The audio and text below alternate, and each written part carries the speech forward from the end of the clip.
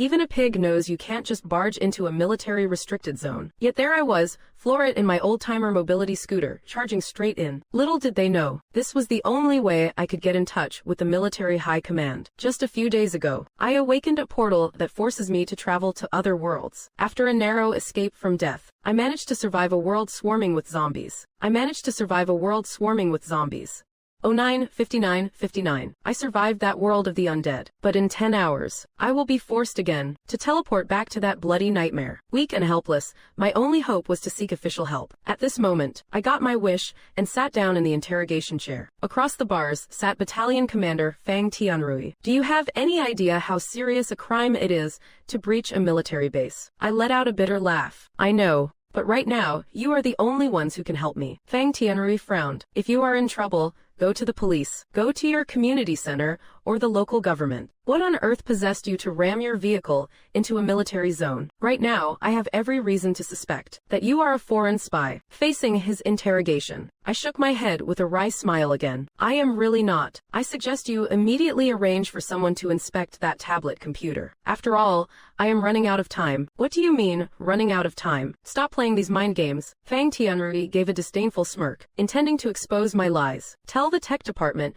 to bring their equipment to the interrogation room. The technicians arrived shortly after. They took the tablet apart. Upon seeing the internal structure, they cried out in shock. This is not any mainstream model. It is not Intel, and it is not AMD. It might be a custom military build. I suggest we have the nation's top experts crack this immediately. As the technician finished speaking, Fang Tianrui's expression shifted involuntarily. Although he still did not believe me, he used a satellite phone to contact the National Security Bureau. He requested they bring the country's elite experts over right away. Barely half an hour passed before a black, unmarked vehicle drove into the base. Zhang Zilong from the National Security Bureau and Dr.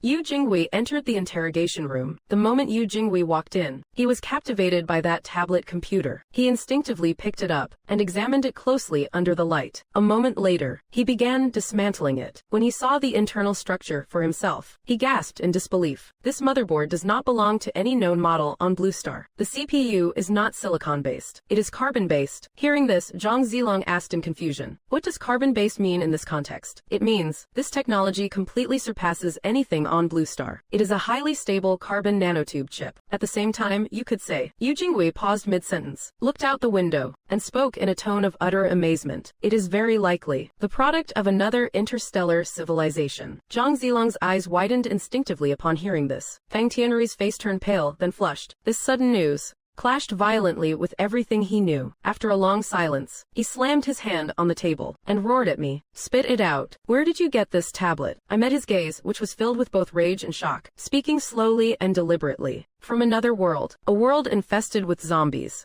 As soon as the words left my mouth, I saw Fang Tianrui's pupils contract instantly. A second later, he slammed the table again. "Nonsense. If you keep talking this drivel, I will have you court-martialed." Without a hint of fear, I countered. "Can Blue Star build carbon-based computers? Does Blue Star even possess such technology? Besides, I am really running out of time. I have not slept in 3 days. The moment I fall asleep, I will be transported across dimensions again. And this time, I might never come back." As I spoke, the light in my eyes gradually dimmed. Indeed, if the military does not believe me, the next jump will likely be my death sentence. Zhang Zilong, standing beside Fang Tianrui, snapped out of his shock. Hearing my words, he immediately asked in a low voice, "What do you mean? Explain yourself clearly." "There is a countdown on my retina. When it hits 0, I will be forcibly teleported to that zombie-infested world. There are 7 hours and 58 minutes left." Zhang Zilong listened to my words and fell into deep thought. Seeing that Zhang Zilong seemed to believe me, Fang Tianrui spoke up immediately. "Old Zhang, you do not actually believe him, do you?" Ignoring him, the pensive Zhang Zilong picked up the disassembled tablet nearby and asked Yu Jingwei, "Do you think this thing belongs to Blue Star?" Yu Jingwei shook his head, his voice tinged with a trace of fanaticism. "Blue Star, it is not that I am looking down on our technology, but even in 50 years, Blue Star could not build this. A few hundred years might be more accurate. This must be alien technology." Zhang Zilong lowered his head in silence for a moment, then looked at me. "I believe you, but please do not betray my trust, or the trust of this nation." Zhang Zilong then picked up his specialized phone. "Hello,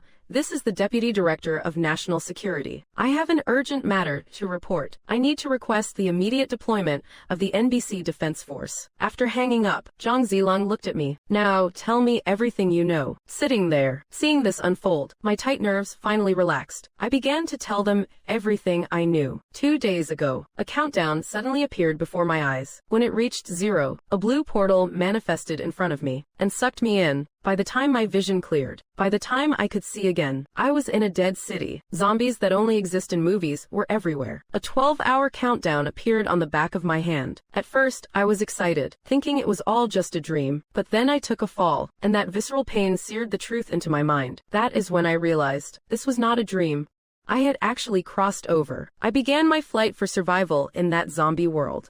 Until the 12-hour countdown ended, and I returned to Blue Star. I have a premonition. If I fall asleep again, I will likely be sent back to that nightmare world. Because of this, I have not slept for 3 days. I am at my breaking point. That is why I brought my laptop to find you all. I hope the country can help me. As my voice trailed off, the room fell into a dead silence once again. It seemed everyone was processing this unbelievable news. Finally, Zhang Zilong was the first to snap out of it. He summoned 2 chemical defense soldiers to isolate me and test my blood. But before they took me, Zhang Zilong asked one more thing. How did you get here? I took the bus to the front gate. Then I went to the senior mobility shop across the street, bought an electric trike and charged right in. The moment I said that, beads of cold sweat popped out on Zhang Zilong's forehead. Do you have any idea? If you are carrying a virus, the entire bus route, the streets, even the whole city could be wiped out. Fortunately, my blood test results came back quickly. I was not infected with any virus. Zhang Zilong breathed a sigh of relief, but he still did not lower his guard. Once the chemical defense unit arrived, everyone who had come into contact with me was placed in quarantine. Rumbling sounds. Several massive helicopters arrived with a thunderous roar. Director Yu Guodong of National Security arrived as the top commander. When he saw me, he looked at me with a stern expression. Can you really travel through worlds? After receiving my firm confirmation, he patted my shoulder. How long can the portal be maintained? Can it transport large-scale weaponry? I calculated the time and replied, it can only be maintained for about 1 minute. After a minute,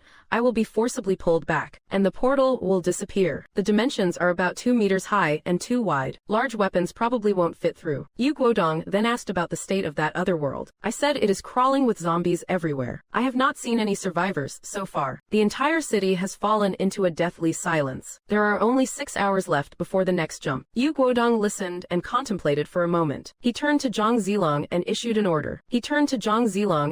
an order. Immediately mobilize the War Dragon unit. Immediately mobilize the War Dragon and the Blazing Dragon units. 3 elite special forces teams. At the same time, deploy the National Integrated Research Group, environmental analysts, and medical officers. Equip them with sealed armored suits. Furthermore, we cannot be complacent about the biohazard risk. Immediately, under the guise of a national nuclear strike drill, activate Level 1 emergency protocols. All highest-level nuclear bunkers across the country must enter a state of full readiness, tentatively set for a duration of 1 week. Execute immediately. Half an hour later. The entire country was in an uproar. Countless televisions were broadcasting. Immediate nuclear strike exercise in progress.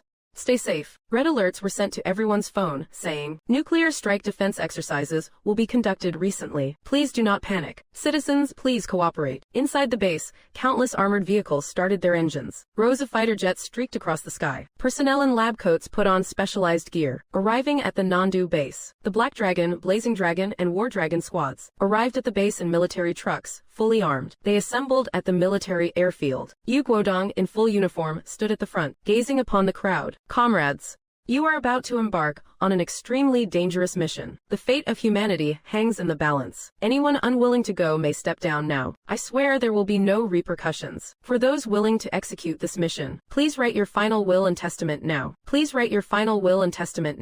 The state will deliver them to your families. The scene falls into a sudden, heavy silence. Only the sound of rapid, heavy breathing remains. They are veterans of many missions. But a mission that starts with writing a final will is something they have never seen before. This can only mean one thing. The mission is perilous beyond measure. The casualty rate will be staggering. After a brief silence, a soldier takes out a pen and paper. Father, mother, your son has failed in his filial duties. If I do not make it back, please do not grieve for me. I am simply doing what a soldier must do. As he finishes, heavy tears begin to fall. After signing his name, he solemnly places the letter into a metal box. Then a second, then a third. One by one, the soldiers place their completed wills into the metal box. 7 or 8 minutes later, Yu Guodong solemnly closes the metal box and hands it to his adjutant. He looks toward the soldiers, his voice firm and steady. Comrades, you are the best of us. You are not going there to die. You are going for the hope of our nation. You are the hope of our nation. You are the hope of our nation. Just a few days ago, one of our citizens accidentally gained the power to control a space-time portal and travel to another world. Multidimensional travel. A space-time portal. Is this for real? Isn't this some sci-fi movie plot? The special ops members below are all filled with doubt. Standing above, Yu Guodong quickly delivers another shocking revelation. That other world is a world completely decimated by zombies. It is extremely dangerous. That citizen has already completed the first crossing and verified everything I am telling you. However, the virus transmission mechanism remains unknown. The specific conditions of the other world are still a mystery. The specific conditions of the other world are still a mystery. So your core mission is to assist him in crossing over again, to collect data and samples. Most importantly, you must ensure his absolute safety. Do you understand? Then Yu Guodong looks at me. How much time is left on the countdown?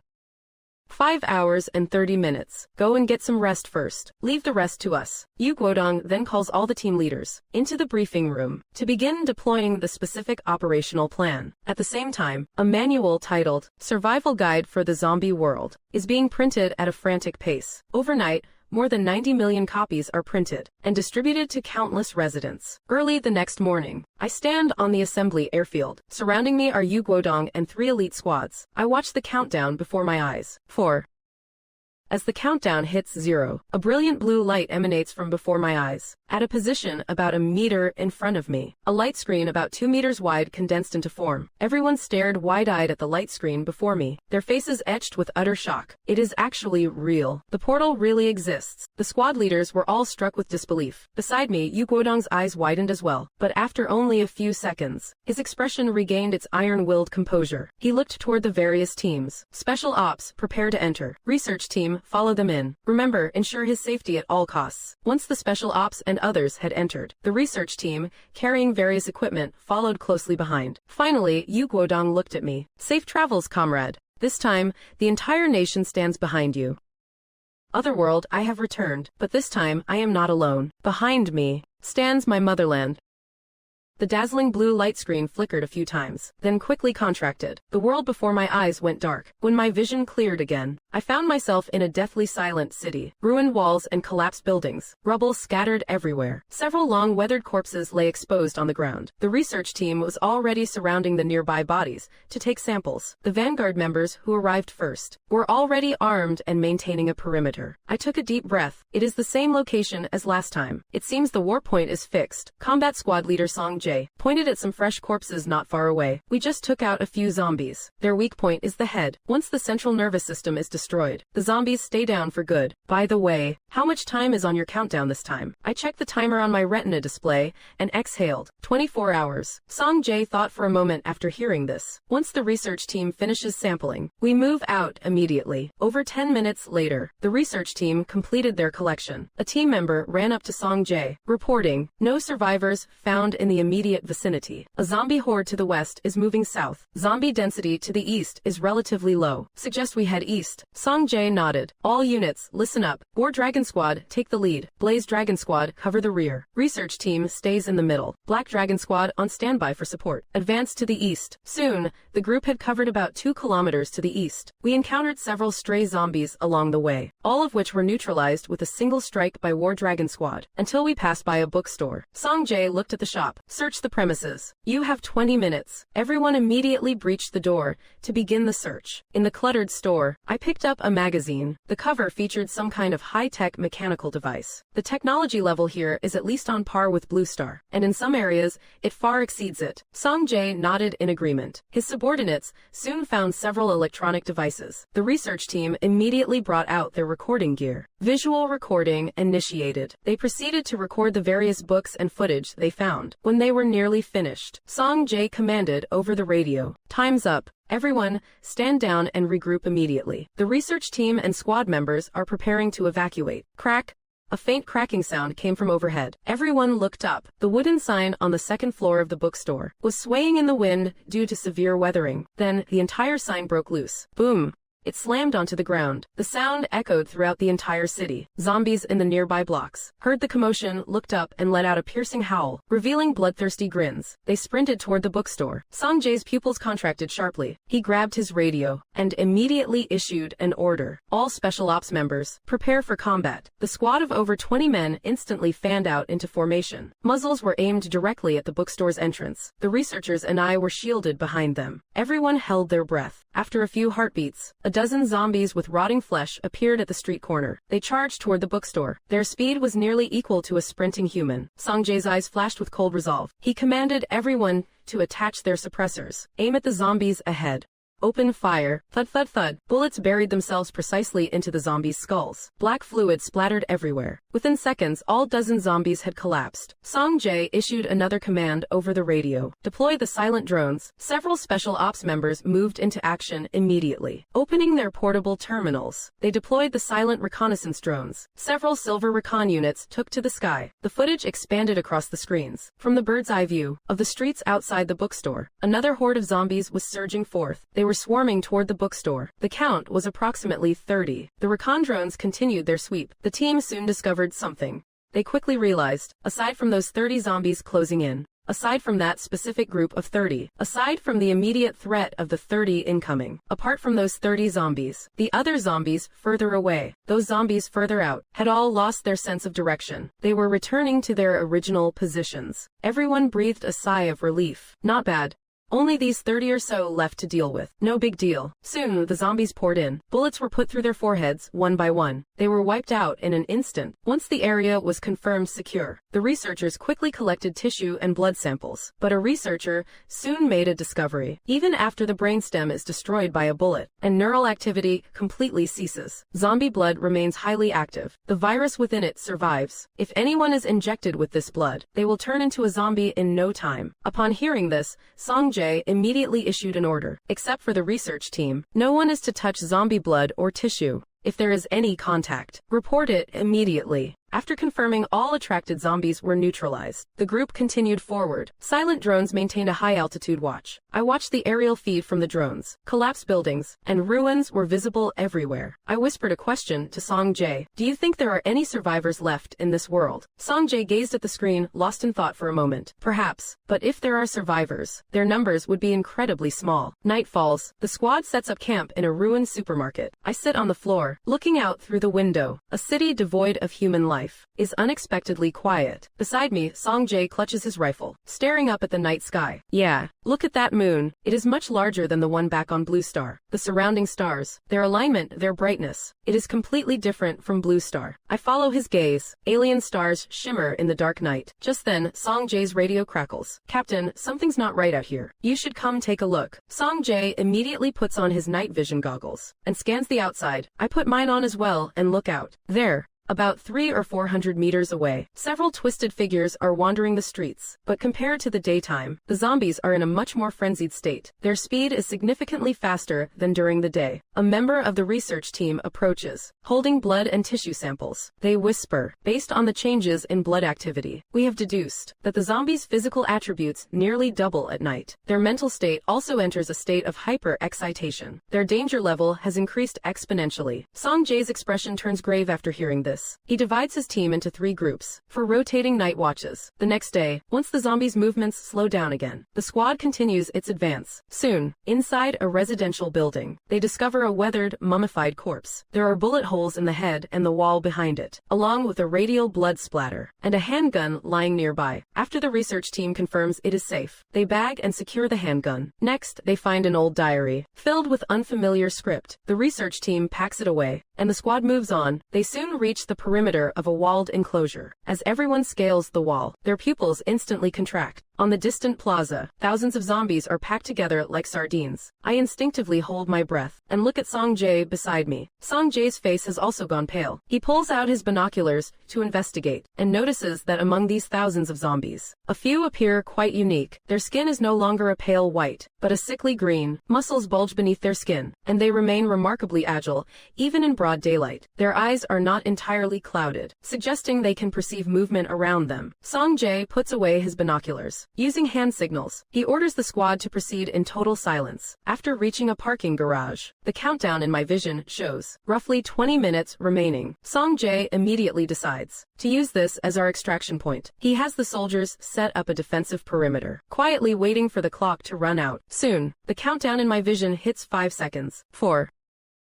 A pillar of blue light flashes before my eyes once more. It solidifies into a blue teleportation screen in front of me. Squad members cover the rear. The research team and I step through the light screen first. Then, Song Jae directs the squad to enter in an orderly fashion. On the other side, everything goes black for a moment. When my vision returns, I am already back on Blue Star. Under the command of Yu Guodong and his team, we immediately enter the isolation chambers. The soldiers who return through the portal are all placed into individual isolation pods. A comprehensive decontamination process follows. Once the procedures are complete, CDC personnel report to Yu Guodong. No infections detected. Decontamination is complete. I step out of my isolation chamber, but the moment I emerge, I hear a solemn Yu Guodong speaking to those around him. Something is not right. Given that world's level of technology, a virus alone should not have caused their extinction. There must be another reason. Have the decryption experts arrived yet? If they are here, have them decode the recovered books immediately. Only after Yu Guodong finishes making arrangements does he turn his attention to me. How much time is left on the countdown? I check the timer before my eyes and find myself slightly taken aback. The countdown has changed. The last 2 times, the jump occurred every 24 hours. This time, it has actually increased to 48 hours. I promptly report this development to Yu Guodong. After listening, Yu Guodong ponders for a few seconds. This is actually a blessing in disguise. It gives you a chance to get some well-deserved rest, and it gives us more time to prepare.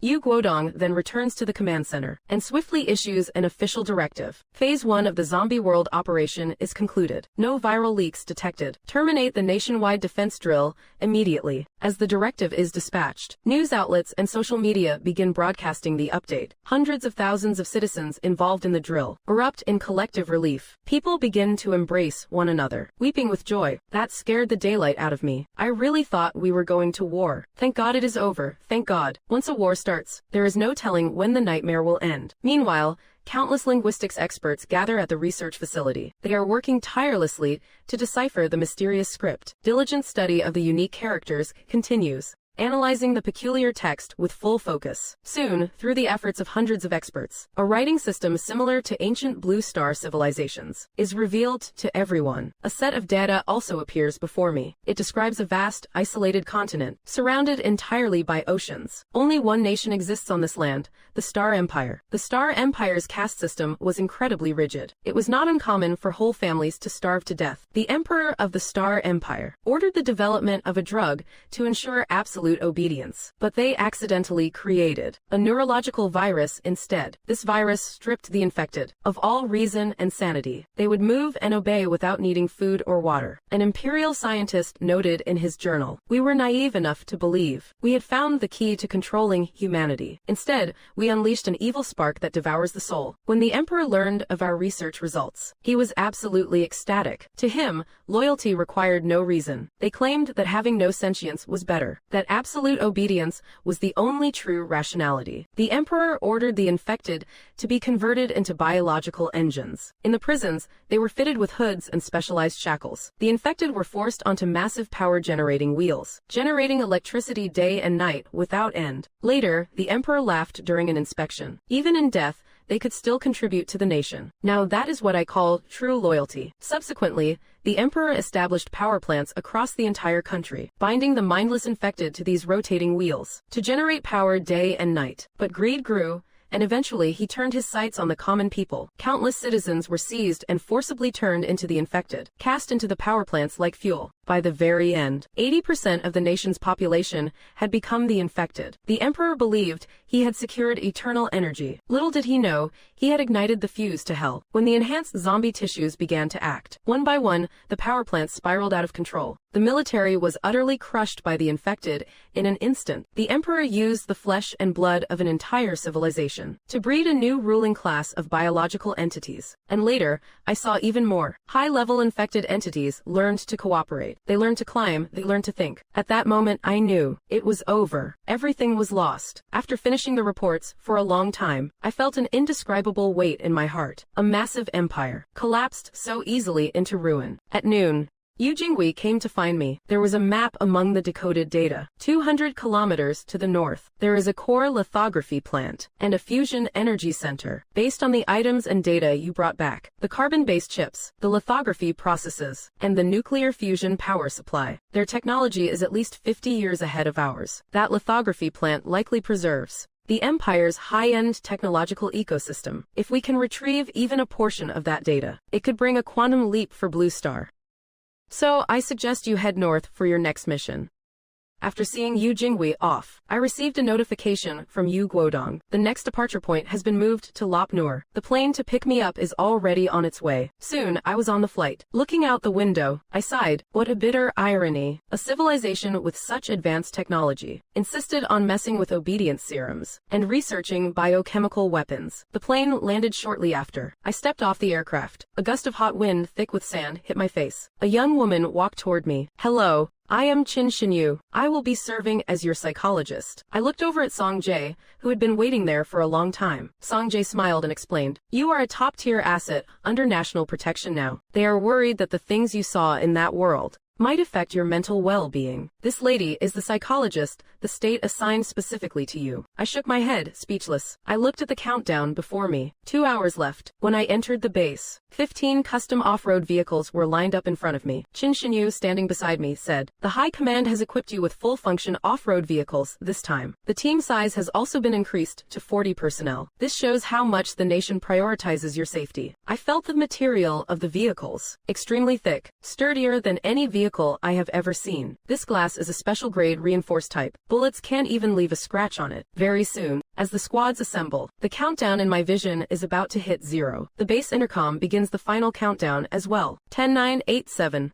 A blue light screen projects before my eyes once more. Song Jae gives the order. The special ops team leads the way in their vehicles. Song Jae and I lock eyes for a moment, and then I follow them in. The research team enters right behind us. My vision goes pitch black again. By the time my sight returns, I have reappeared in that world overrun by zombies. This time is different from the last. As soon as we crossed over, we appeared directly in the parking lot where we previously left. From the driver's seat, Song Jae uses the radio to issue tactical commands. Blazing Dragon Squad, take the vanguard. Black Dragon Squad, cover the rear. The research team and I will take the center. War Dragon Squad, guard the flanks. Our objective: the Fusion Energy Center, 200 kilometers to the north. After confirming everyone received the orders, the convoy sets off immediately. The roar of the engines attracts nearby zombies. The lead off-road vehicle floors the accelerator, plowing straight through several zombies. Mechanical whirs echo from the roofs of the vehicles. Drones take to the sky one after another, scouting the vicinity from high above. They transmit terrain data in real time. Once everything is settled, Song Jae looks away from the surveillance monitors. He turns to me and asks, "How long is the countdown this time?" I glance at the timer in my field of vision. 3 days. Hearing this, Song Jae frowns. "That long this time?"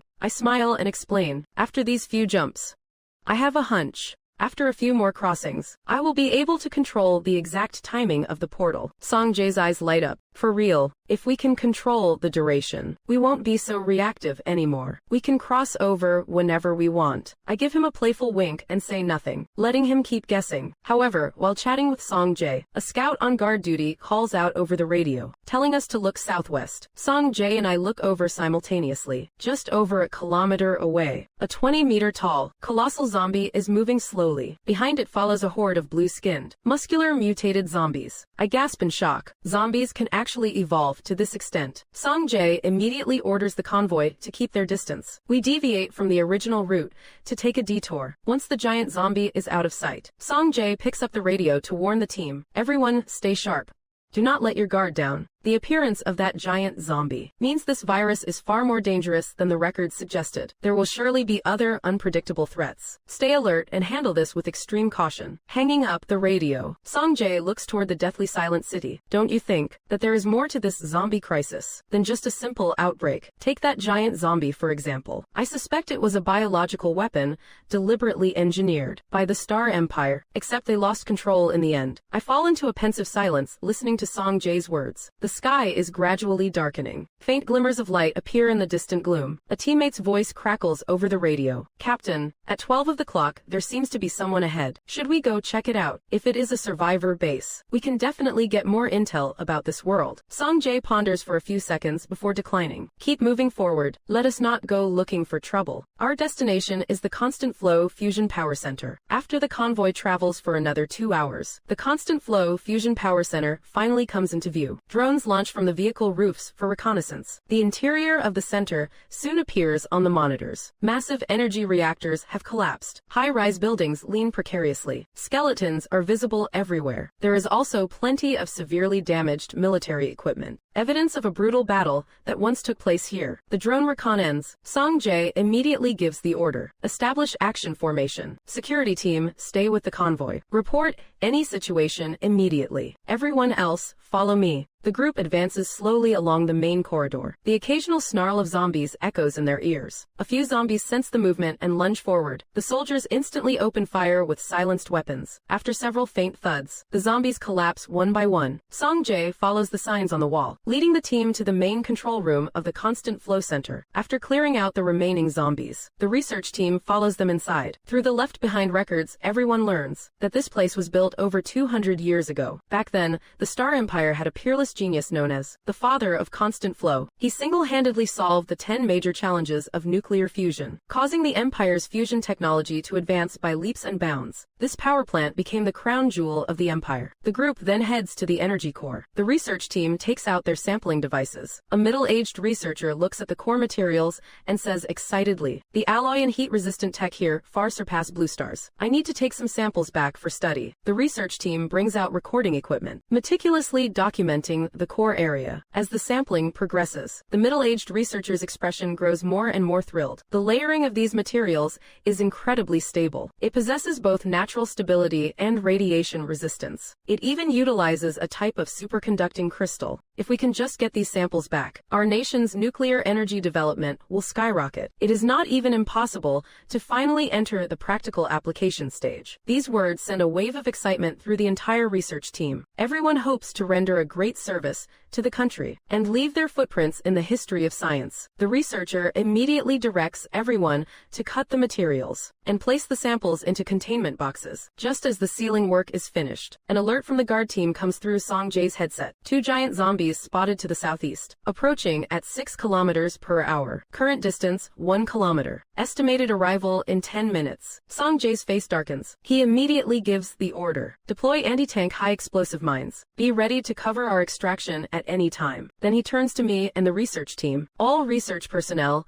evacuate immediately. Return via the original route. The order is given. Everyone quickly prepares to withdraw. Half a minute later, we burst out of the energy center. I follow behind, gasping for air. The closer we get to the exit, the more I can feel the slight trembling of the ground. 10 seconds later, an explosion sounds from the direction of the waiting convoy. I know exactly what is happening. The anti-tank high-explosive mines detonated. That means the giant zombies are right on our heels. Everyone picked up the pace again, as another explosion echoed through the air. We had already made it back to the convoy. I pulled the door open and hopped in. Song Jae slammed his foot on the gas. The engine let out a powerful roar. I turned my head toward the blast site. About 300 or 400 meters away, 2 giant zombies roared as they burst through the sea of fire. Their bodies were riddled with shrapnel. They charged toward the convoy, snarling with rage. Song Jae immediately ordered the convoy to withdraw. The giant zombies were massive, but their speed was limited. Within a few breaths, We had left them 500 or 600 meters behind. Song Jae stared at the monitors, lost in thought for a few seconds. He picked up the radio and issued a command. The convoy slowed down, matched the speed of the giant zombies. We need to test all the data parameters. Research team,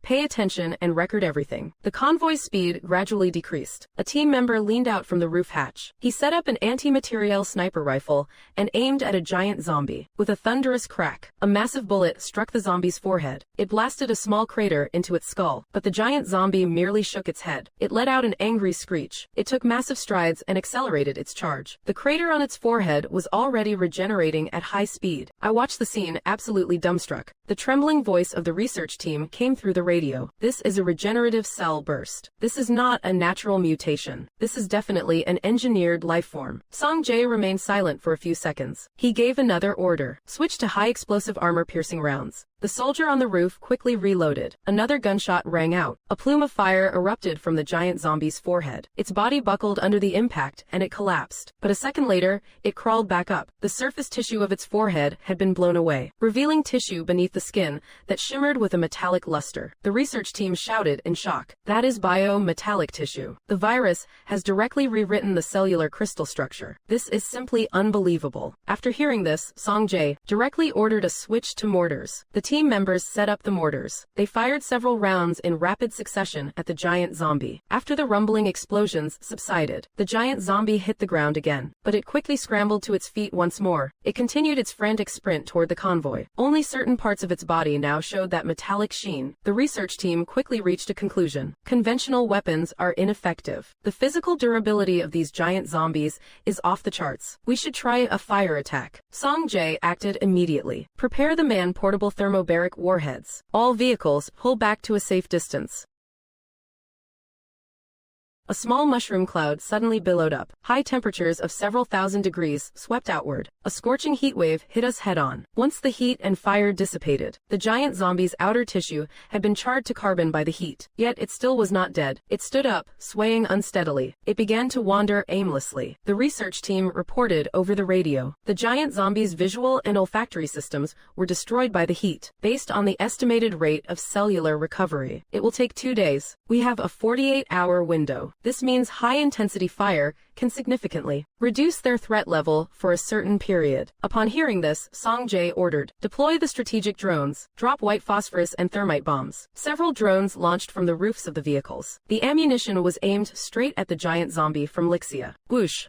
The white phosphorus and thermite rounds detonated. High-temperature flames spread across the zombie's body. The giant zombie let out an agonized wail. It quickly lost its sight and hearing. It thrashed about blindly like a headless fly. Test mission complete. Song Jae immediately ordered the convoy to accelerate and leave. I set the coordinates of the Star Empire's lithography center as our destination. We sped along the entire way. An hour later, we arrived at the target location. Everyone pried open the deformed alloy gate. The scene before us was one of utter devastation. Signs of battle were everywhere. Shattered zombie bones littered the ground. Song Jae picked up a fractured crystal shard and handed it to the research team. A researcher held it in his hand, observing it for a moment. He exclaimed in amazement, "This is a precise carbon nanotube structure. Based on this, we can deduce they have already achieved stable nano-level mass production." The research team then turned to a machine in the corner. After examining it, one of them said, "This is an intelligent quantum calibration system. The machine can autonomously correct errors. It requires no manual intervention whatsoever." The group continued deeper. Rows of futuristic lithography machines appeared before them. The research team took out their detection equipment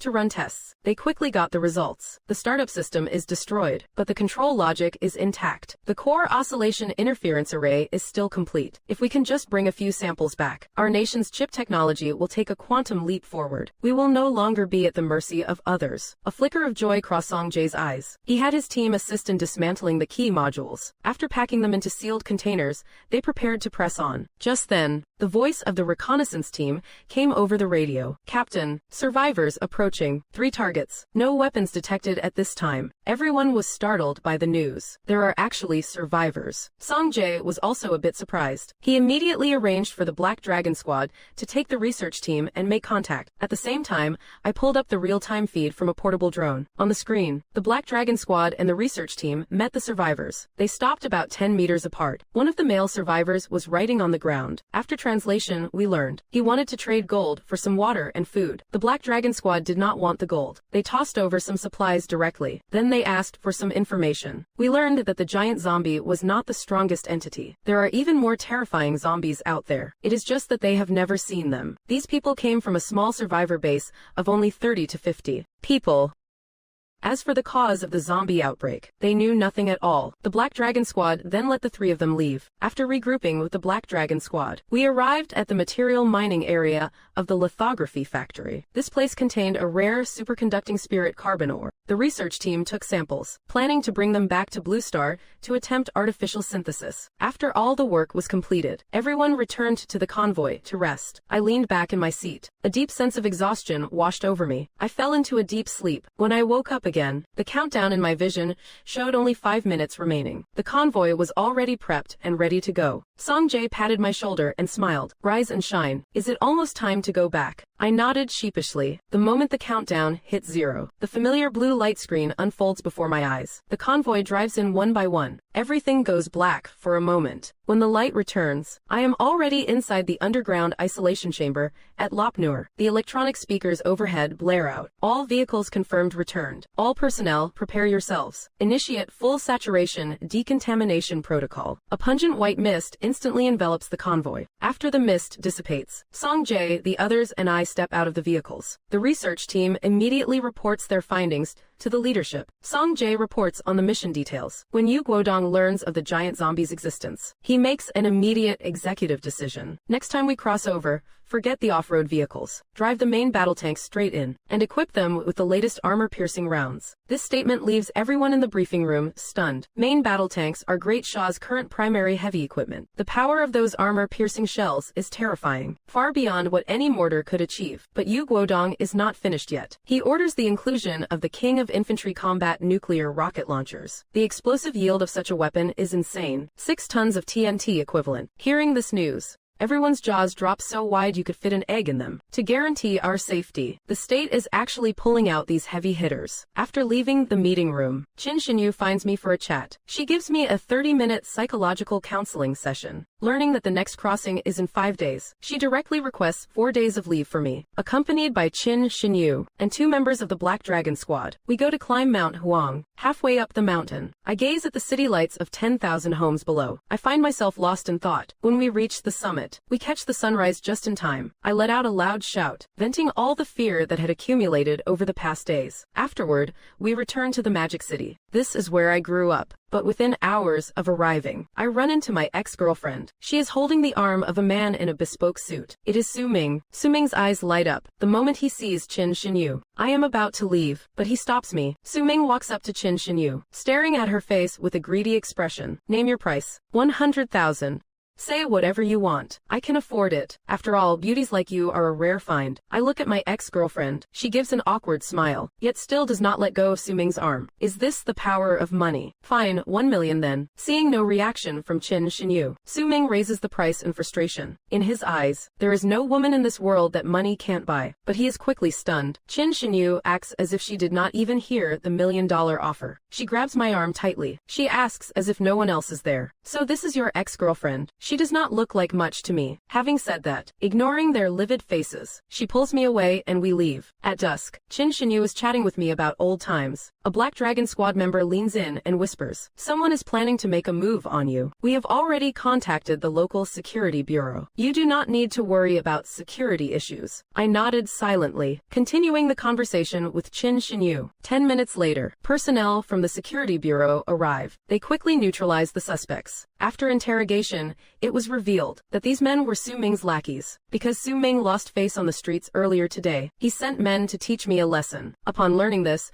Yu Guodong declared there would be no leniency. He immediately ordered a thorough investigation into the illegal activities of Su Ming and his father. along with their entire network of connections, to pull them out by the roots. Within a few days, the Su father and son were behind bars. I would had enough fun for now. Seeing only 2 days left on the countdown, I returned to Lop Nur with Chin Shinyu and the others. After meeting up with Song Jae, we prepared to set out once again. On the final day of the countdown, I saw 10 main battle tanks stationed at the base, along with 10 armored vehicles. My heart skipped a beat. Song Jae introduced them from the side. These tanks and armored vehicles are custom built. The hardware on them is specialized, equipped with the latest defensive systems. The moment the countdown hit 0, the blue light curtain reappeared. The tanks and armored vehicles roared as they drove in. Sitting in the tank's command center, I picked up the radio and said, "This time, the countdown is 3 days. Time is on our side. Let us go. Find those giant zombies. Let us test our firepower." With Song Jae's command, the radar began a long-range scan. Radar initiating long-range scan. Radar initiating long-range scan. Not long after the convoy advanced, they discovered a giant zombie. Drones were launched, projecting real-time footage inside the tank. The giant zombie was seen moving slowly through the horde. It had large charred patches on its body. It was the same one we encountered before, the research team said in shock. As expected, this kind of cellular activity, it has basically recovered in just a few days. Song Jae gave the order. Tank 1 aim. Main cannon, fire. With a thunderous boom, the shell scored a direct hit. The giant zombie's skull was pierced through, its head exploded, and it collapsed to the ground, completely devoid of life. Everyone breathed a sigh of relief. Cheers erupted over the radio. If even tank shells could not kill it, they would have had to rethink the entire mission. The research team was ecstatic, proposing to clear the entire horde, to study the giant zombie's internal structure. Song Jae granted the request. He ordered the armored vehicles to advance. Rockets and various munitions poured down. Before long, the horde was wiped clean. Song Jae ordered again, deploying drones to scout for any remaining zombies. Once safety was confirmed, the research team, under the protection of the Black Dragon Squad, approached the giant zombie's carcass. Through the drone footage, I saw a researcher wearing gloves, tapping on the zombie's body. It produced a clanging, metallic echo. They took out a detection scanner, then said, "The bone density exceeds that of conventional alloys. This armor is equivalent to at least 300 millimeters of plating. I need to cut a section to take back for research." Starting the high-precision power saw. Quickly, a 30-centimeter piece of the shell and flesh tissue were packed into a carrying case. Sampling complete, everyone boarded the armored vehicles to continue the advance. Before they had gone far, the radar scanned a group of survivors. Drones confirmed their identity. It was the same people they encountered last time. The tanks immediately drove toward their direction. Upon meeting, the man who had traded supplies last time stepped forward. Through translation software, we learned his name is Duke. Duke said they meant no harm. The survivors lowered their weapons one by one. The Black Dragon Squad checked and confirmed the area was secure. I stepped down from the tank. The War Dragon Squad members immediately stood guard around me. Duke's gaze landed on me. He stepped forward, cupping his hands in respect, and said gratefully, "I can't thank you all enough. The supplies you gave us last time were a lifesaver. Don't mention it. It was just a bit of food and water. By the way, where are you all from?" Duke said they came from the west, from a small survivor base. They came out this time to search for food. Hearing the explosions over here, they came to check out the situation. He then asked curiously where we were from, saying he had never seen such powerful weapons. I replied with a smile, "I come from a very distant place. I am here just to survey the situation." Duke's gaze fell upon the tanks and armored vehicles behind me, his face full of admiration. "Your weapons look incredibly strong, stronger than any I have ever seen." I smiled. These were all developed by our country, and we have even more powerful ones than these. Duke showed a look of absolute shock. There were actually even more powerful weapons. After a moment of silence, Duke revealed his true intention. "Do you have any more food? Our base is about to run out of rations. I have gold here that I can trade with you."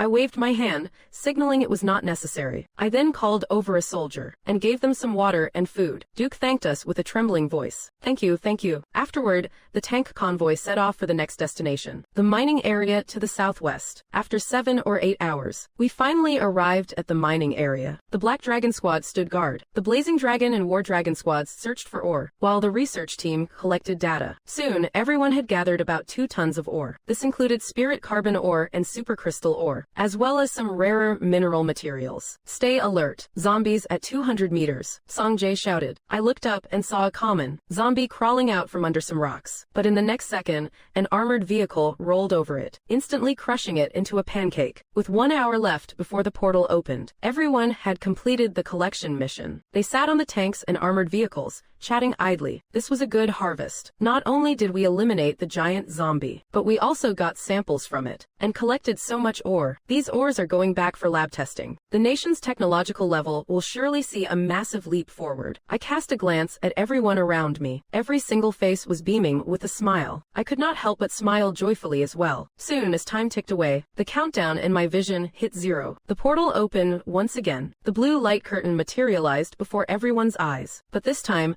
I felt something different in my heart. With a single thought, I willed it to grow larger. To my surprise, the edges of the blue curtain actually expanded. I then willed it to shrink. The edges that had just expanded immediately contracted back. My heart skipped a beat. I tried it one more time. The portal could actually be controlled by my will. Then I commanded it to close, and then to open again. The blue light curtain shut and reopened exactly as I commanded. Seeing the portal flicker shut and open, the others were stunned. They stood there completely dumbfounded. Finally, Song-jae asked with a trembling voice, Can you control the portal now? I replied with an excited nod. Yes. Song-jae was overjoyed upon hearing this. It was no longer an accidental rift, but a stable, cross-world gateway. This is an epic breakthrough. It means our future strategies might need a total overhaul. The nation will develop at an even faster pace. We are entering a brand new era. After the initial excitement, the team drove the tanks and armored vehicles through the portal. My vision went dark once more. By the time my sight recovered, I had already returned to Lop Nur. After a series of decontamination procedures, Song-jae immediately reported the news to the higher-ups. The state issued orders shortly after. Centering on Lop Nur, we were to officially establish the Otherworld Development Base. 1 week later, over 1,000 researchers arrived. Military construction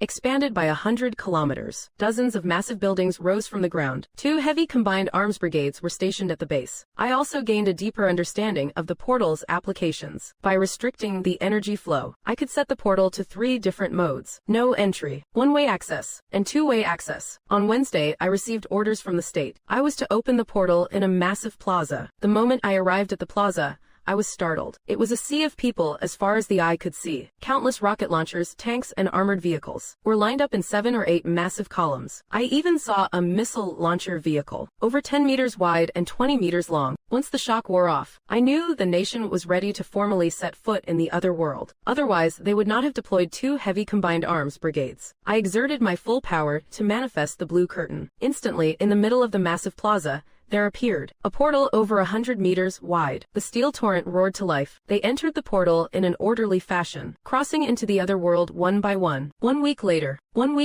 I stood before the observation platform of the Otherworld Command Center, looking out at the base, which had undergone a total transformation. The heavy combined arms brigades chose an excellent location, stationed in the outskirts around the mine area. Being close to the city allowed for resource gathering. The mine was also nearby, making mining operations convenient. But that was not the main point. The point was that military construction had arrived in the other world, building at a breakneck pace within the base. In just 5 days, a satellite launch base was established, and a swarm of drones was released to conduct a comprehensive survey of this world. Perhaps too many people had gathered together. The scent of the living was picked up by the zombies. A massive tide of 7,000 to 8,000 zombies formed in the city, surging toward the garrison. The garrison's satellites detected the horde immediately. Alarms blared across the base. Wang Zan, the chief commander in this alternate world, instantly deployed a heavy combined arms brigade to take positions at the front line, to leave absolutely nothing to chance. Rocket launchers and tanks were also moved into position. Once the zombies entered the optimal kill zone, he immediately ordered the long-range artillery units to commence a saturation strike. Through the drone feed,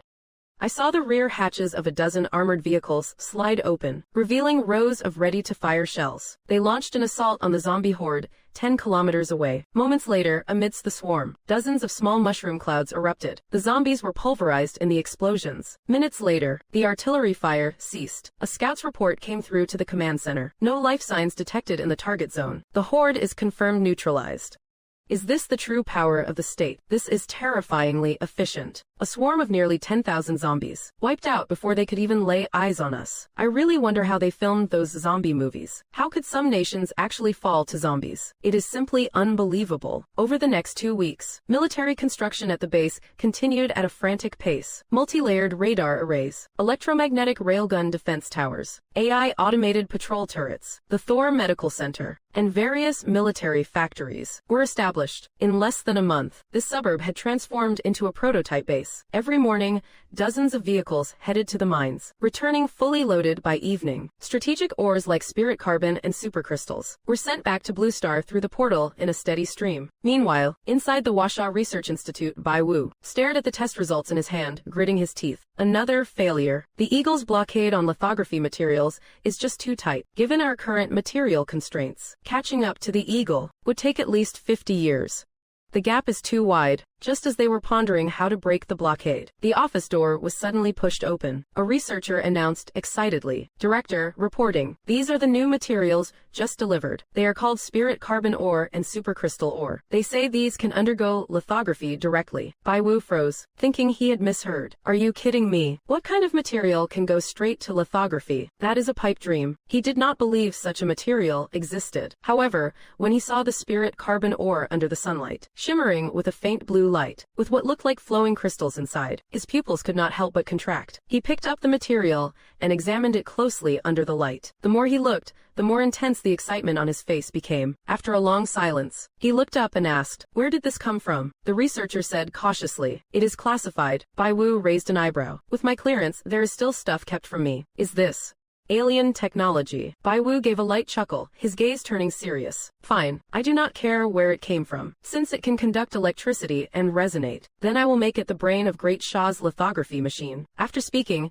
he grabbed the ore and walked toward the testing area. Meanwhile, inside a small survivor base in the other world, Duke excitedly said to the leader, Ji Yuwen, "Chief, I ran into those people again. They are truly built different. We all know how ugly human nature became, and how filthy it got after the apocalypse hit. Forget helping others. Just not kicking someone while they are down is already considered being a saint. But those people actually helped us twice, no strings attached. They did not even want the gold we offered. They are absolute saints." Ji Yuwen sighed. "There are no saints left in this world. That group definitely has an agenda. We just do not know what it is yet. Chief, it is because you have not seen them. You can't feel it from them, that sense of pure sincerity. If they really are villains, then I would rather this world just burn to the ground." Just as they were speaking, a violent explosion echoed from outside. Rumble. The entire small base shook slightly. Countless debris fell from the ceiling. A guard rushed in, reporting in a panic. Chief, it sounds like a war is breaking out outside." Ji Yuwen looked up toward the source, his expression changing drastically. "Listen to that sound. Those are cannons. And heavy artillery at that. By the scale of it, that is at least a salvo from half an army group. Impossible. The Empire fell 50 years ago. Even if there are remnants, they could not have this kind of fire density. This is like divine retribution. Duke, take a few men and scout it out."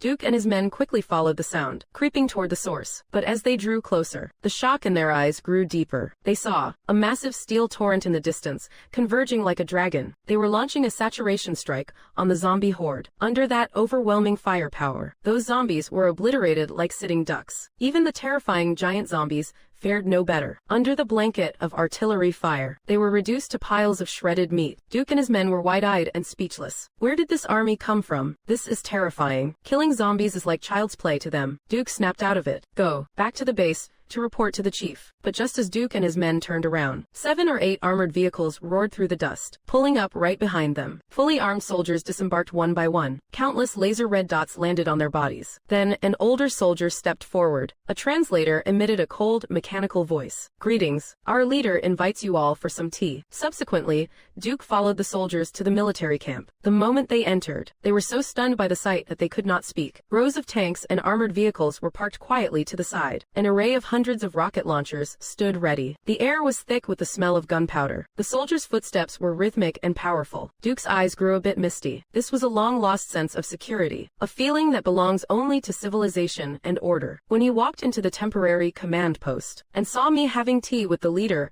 in the command center, he froze instantly. "It really is you guys. I thought that small team from last time was your entire force. I never expected you to have such a formidable army." As he spoke, his eyes were filled with pure shock. He could could not fathom what he had just witnessed on the way here. The aircraft and heavy artillery they passed. All those high-tech weapons belonged to that single unit. Power of this magnitude. Even the Empire at its absolute peak was only on par with this. I gave him a friendly smile and a nod, then introduced Wang Zan, who was standing beside me. This is our Commander-in-Chief, Wang Zan. Duke looked at the dignified middle-aged man, instantly becoming overcome with nerves. He stuttered out a greeting. Hello, sir. Wang Zan looked at the restless young man from another world, and gave a gentle, kind smile. Don't be nervous. Sit, please sit. I actually have some matters I would like to understand better. Hearing this, Duke grew even more tense. Sir, I am not tired at all. Standing is just fine for me. Is he kidding? In front of the leader of such a powerful military, how would he dare to take a seat? If this were a high-ranking official of the Empire, he would not even be worth a single glance. Wang Zan did not press the matter, and proceeded with his questions. What is the current situation at your survivor base? How many people are left? And what are the living conditions like? Our survivor base still has about 3,000 people, but our food supplies have completely hit rock bottom. Many survivors have resorted to eating only once every 2 days. But from what I know, in other survivor bases, people have already begun to trade children for food. Wang Zan fell into deep thought for a moment after hearing this. I happen to need some extra hands for manual labor. Supplies won't be an issue. Safety is guaranteed. It is an 8-hour workday, 5 days on, 2 days off. 1 day of work will earn you roughly a week's worth of rations. Duke froze for several seconds upon hearing the terms. Unable to believe his ears, he asked again, fearing it was all just a hallucination. Is that for real? Wang Zan smiled. Rest assured. Of course it is real. I have even prepared some lifestyle and entertainment products for you all. After speaking, Wang Zan rose and led the group to a warehouse. The lights flickered on, revealing mountains of daily necessities, as well as TVs, air conditioners, gaming consoles, and more. Duke stood there, completely dumbfounded. Then he gave himself a hard slap across the face, to confirm he was not dreaming. Are these for us too? That is right. They are all for you. Upon hearing that, massive tears began to fall uncontrollably down Duke's face. After a long while, he suddenly snapped his head up, a long-lost glimmer of hope flashing in his eyes. I have to go back and tell the chief. Meanwhile, inside the survivor base, has Duke and his team not returned yet? Ji Yuwen sat at his desk, anxiously questioning one of his subordinates. Reporting to the chief, there has been no word from Duke. Hearing this, Ji Yuwen's expression darkened instantly. In the apocalypse, no news usually meant death. Such was the cruelty of the end times. Chief, it is bad. My eldest child.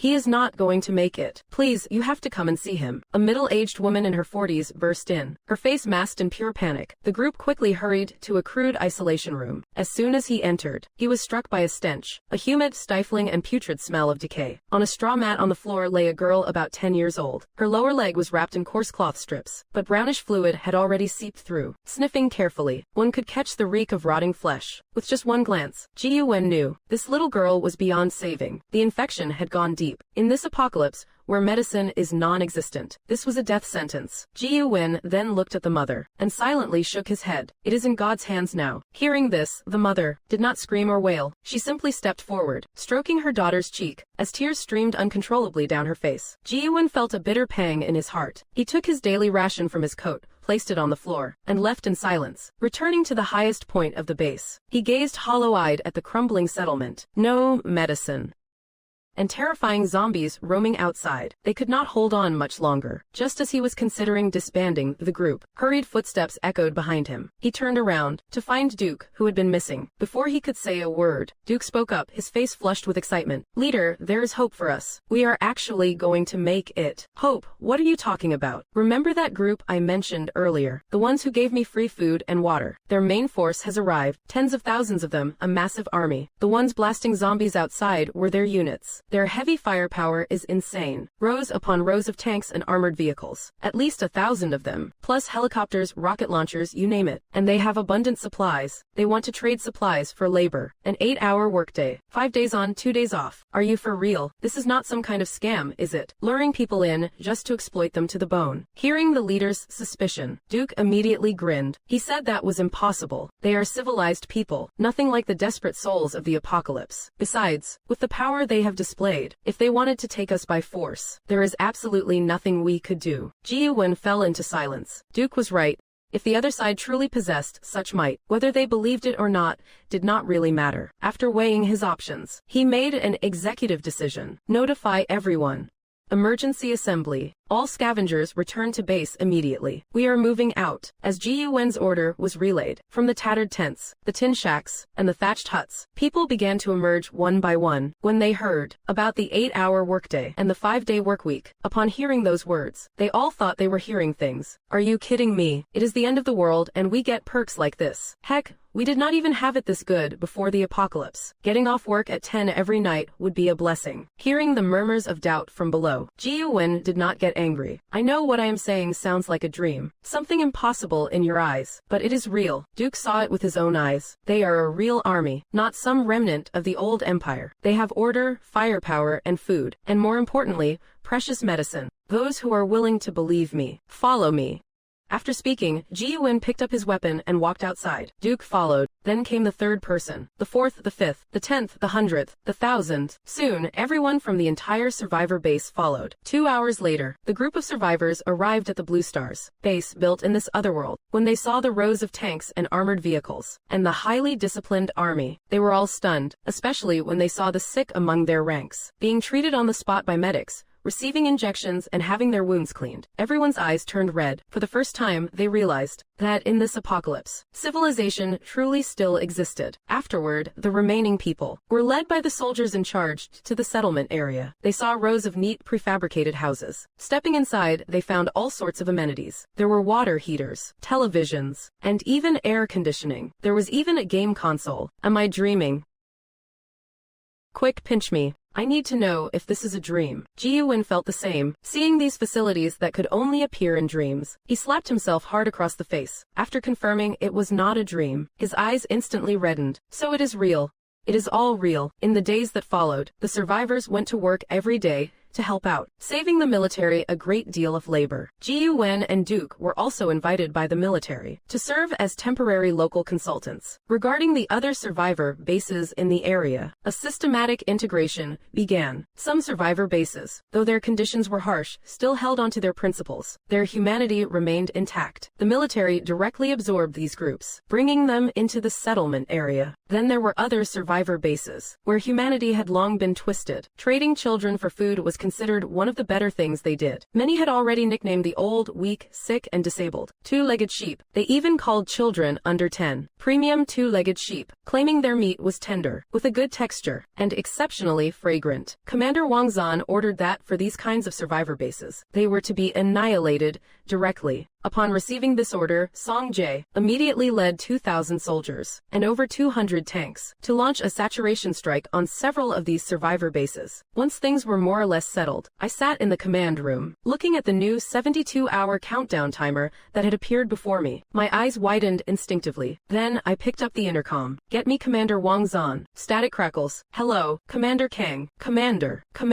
A new countdown has appeared on my end. A new countdown has appeared on my end. I have a feeling, this time it is a completely new world. As the words left my mouth, the breathing on the other end of the line suddenly became ragged. What? A new world. During this period, our nation's scientific community, thanks to the new materials, has made a series of major breakthroughs. The carbon-based lithography machine is already a finished product. Nuclear fusion has entered a new phase. The entire country has entered a period of rapid development. And the source of all this is one young man. Now, that same young man is once again in danger. The nation will absolutely not stand idly by. Besides, this might just be another new opportunity. He immediately ordered me to return to Lop Nur, and told me to wait patiently. Soon after I returned to Lop Nur, the Black Dragon and Thunder Dragon squads reassembled once more. Song Jae was there too. He looked at me and clapped me firmly on the shoulder. Well, look at you. I was starting to think we would not get another chance to work together. I never expected we would be fighting side by side again so soon. If I had a choice, I would rather not. I would prefer to be lounging comfortably at home. Time passed quickly. 72 hours flew by in an instant. Song Jae looked at the soldiers under his command. All personnel,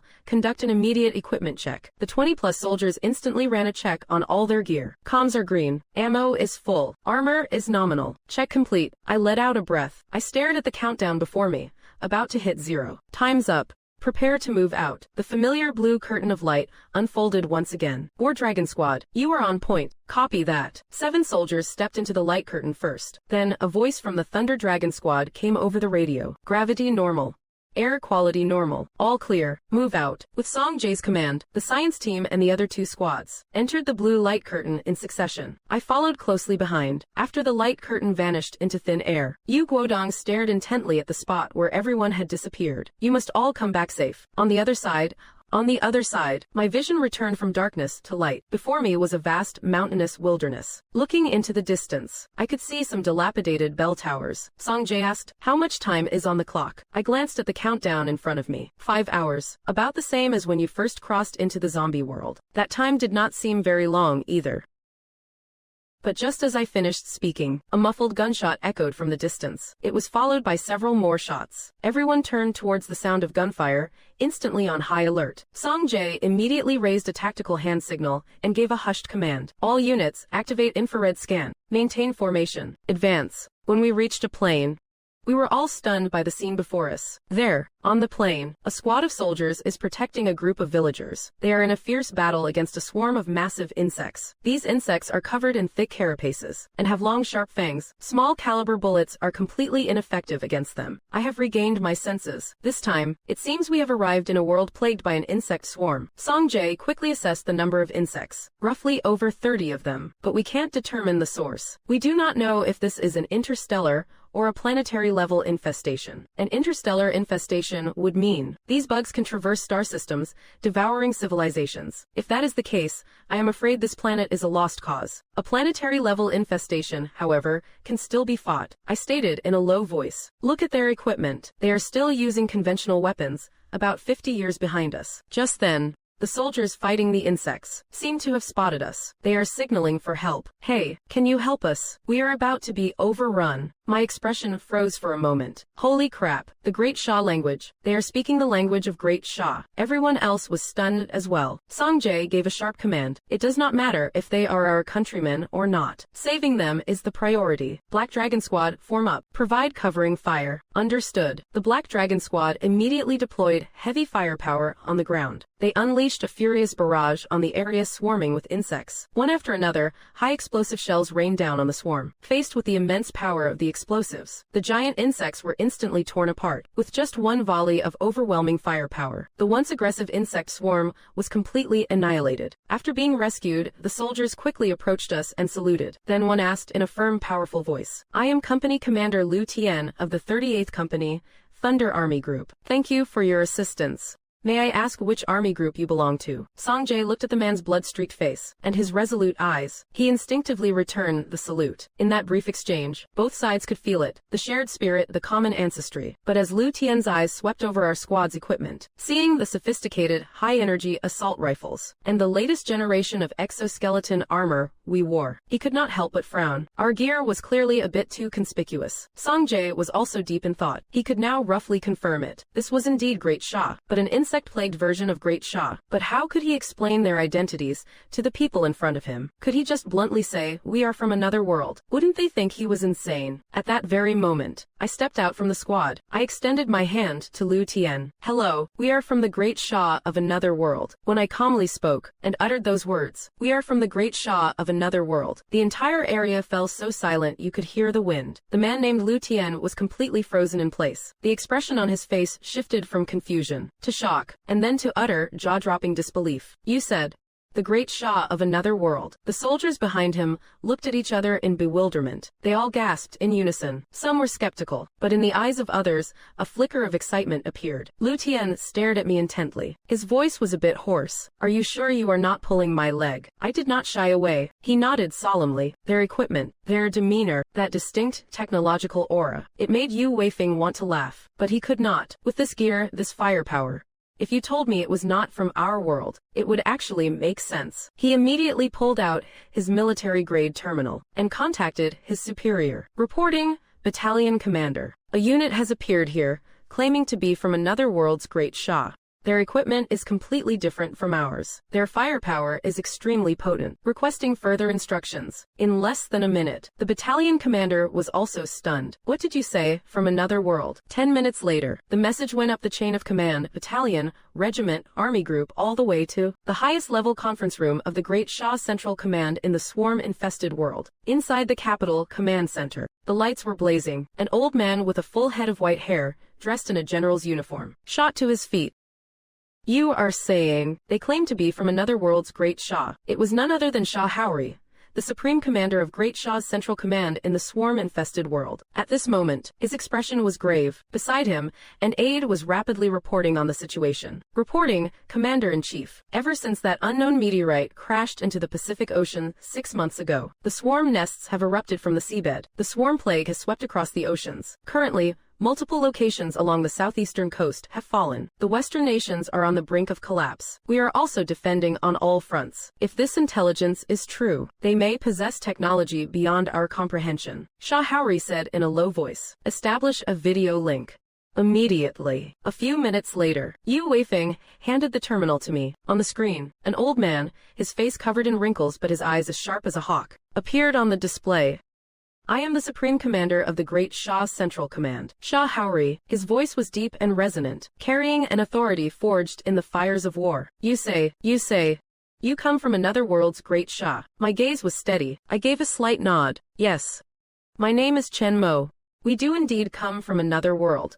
A Great Shah similar to yours, but one without a swarm plague. The entire conference room fell into a dead silence. Shah Houri stared at the screen, silent for a long time. An aide quickly pulled up the identification results. He reported in a low voice. Commander-in-Chief, the facial, iris, and fingerprint scans of the individuals on the other side yield no matches in any of our databases. Their equipment style is completely different from our militaries. There are significant differences in their technological path. Furthermore, replication is not feasible. Based on a comprehensive assessment, it is highly probable they are telling the truth.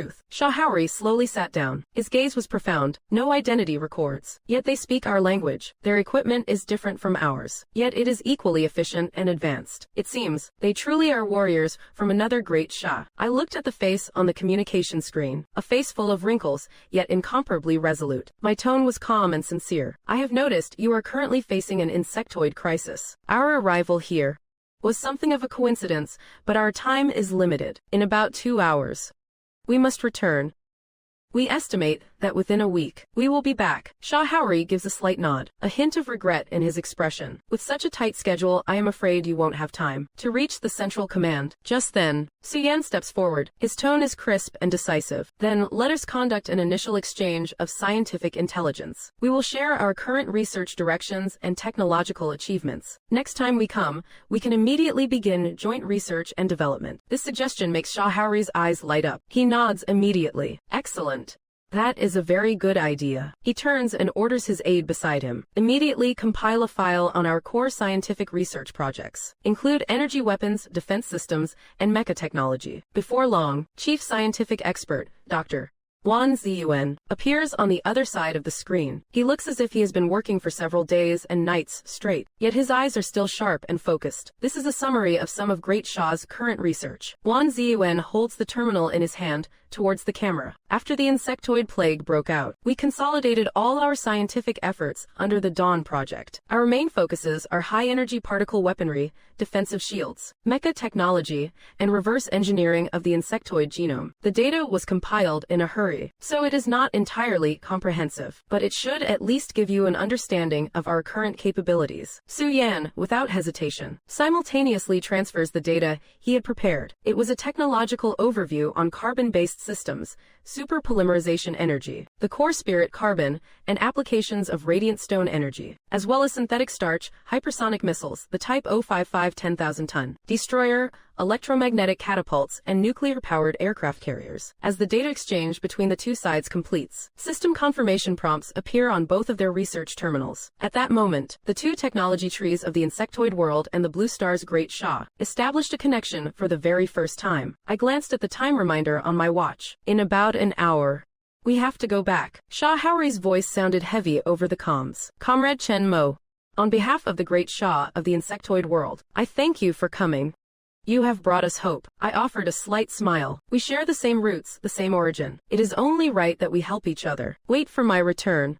We will discuss the next steps of our cooperation, then. By the way, is there a relatively safe place nearby to set up a base? Yu Weifeng answered immediately. Yes, 30 kilometers from here is the frontline base of our Lies Brigade.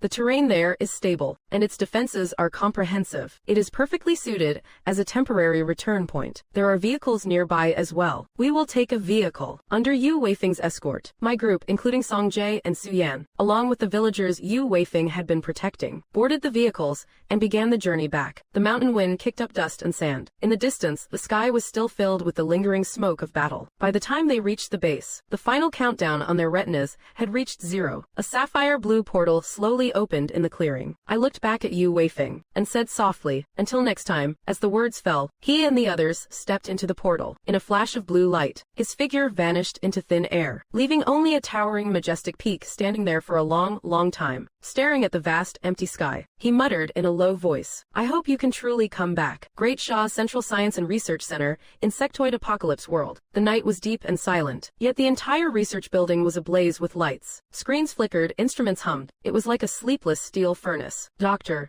Wang Ziyuan stood before the main control console. His fingers trembled slightly as he scrolled through the data that had just been transmitted. The data from the other world. Radiant stone, frost crystal, spirit carbon ore, 3 types of strange minerals that simply did not exist in their world. Strange minerals that simply did not exist in their world. They glowed with a blue light on the data panel. He murmured aloud, This cannot be explained by material science.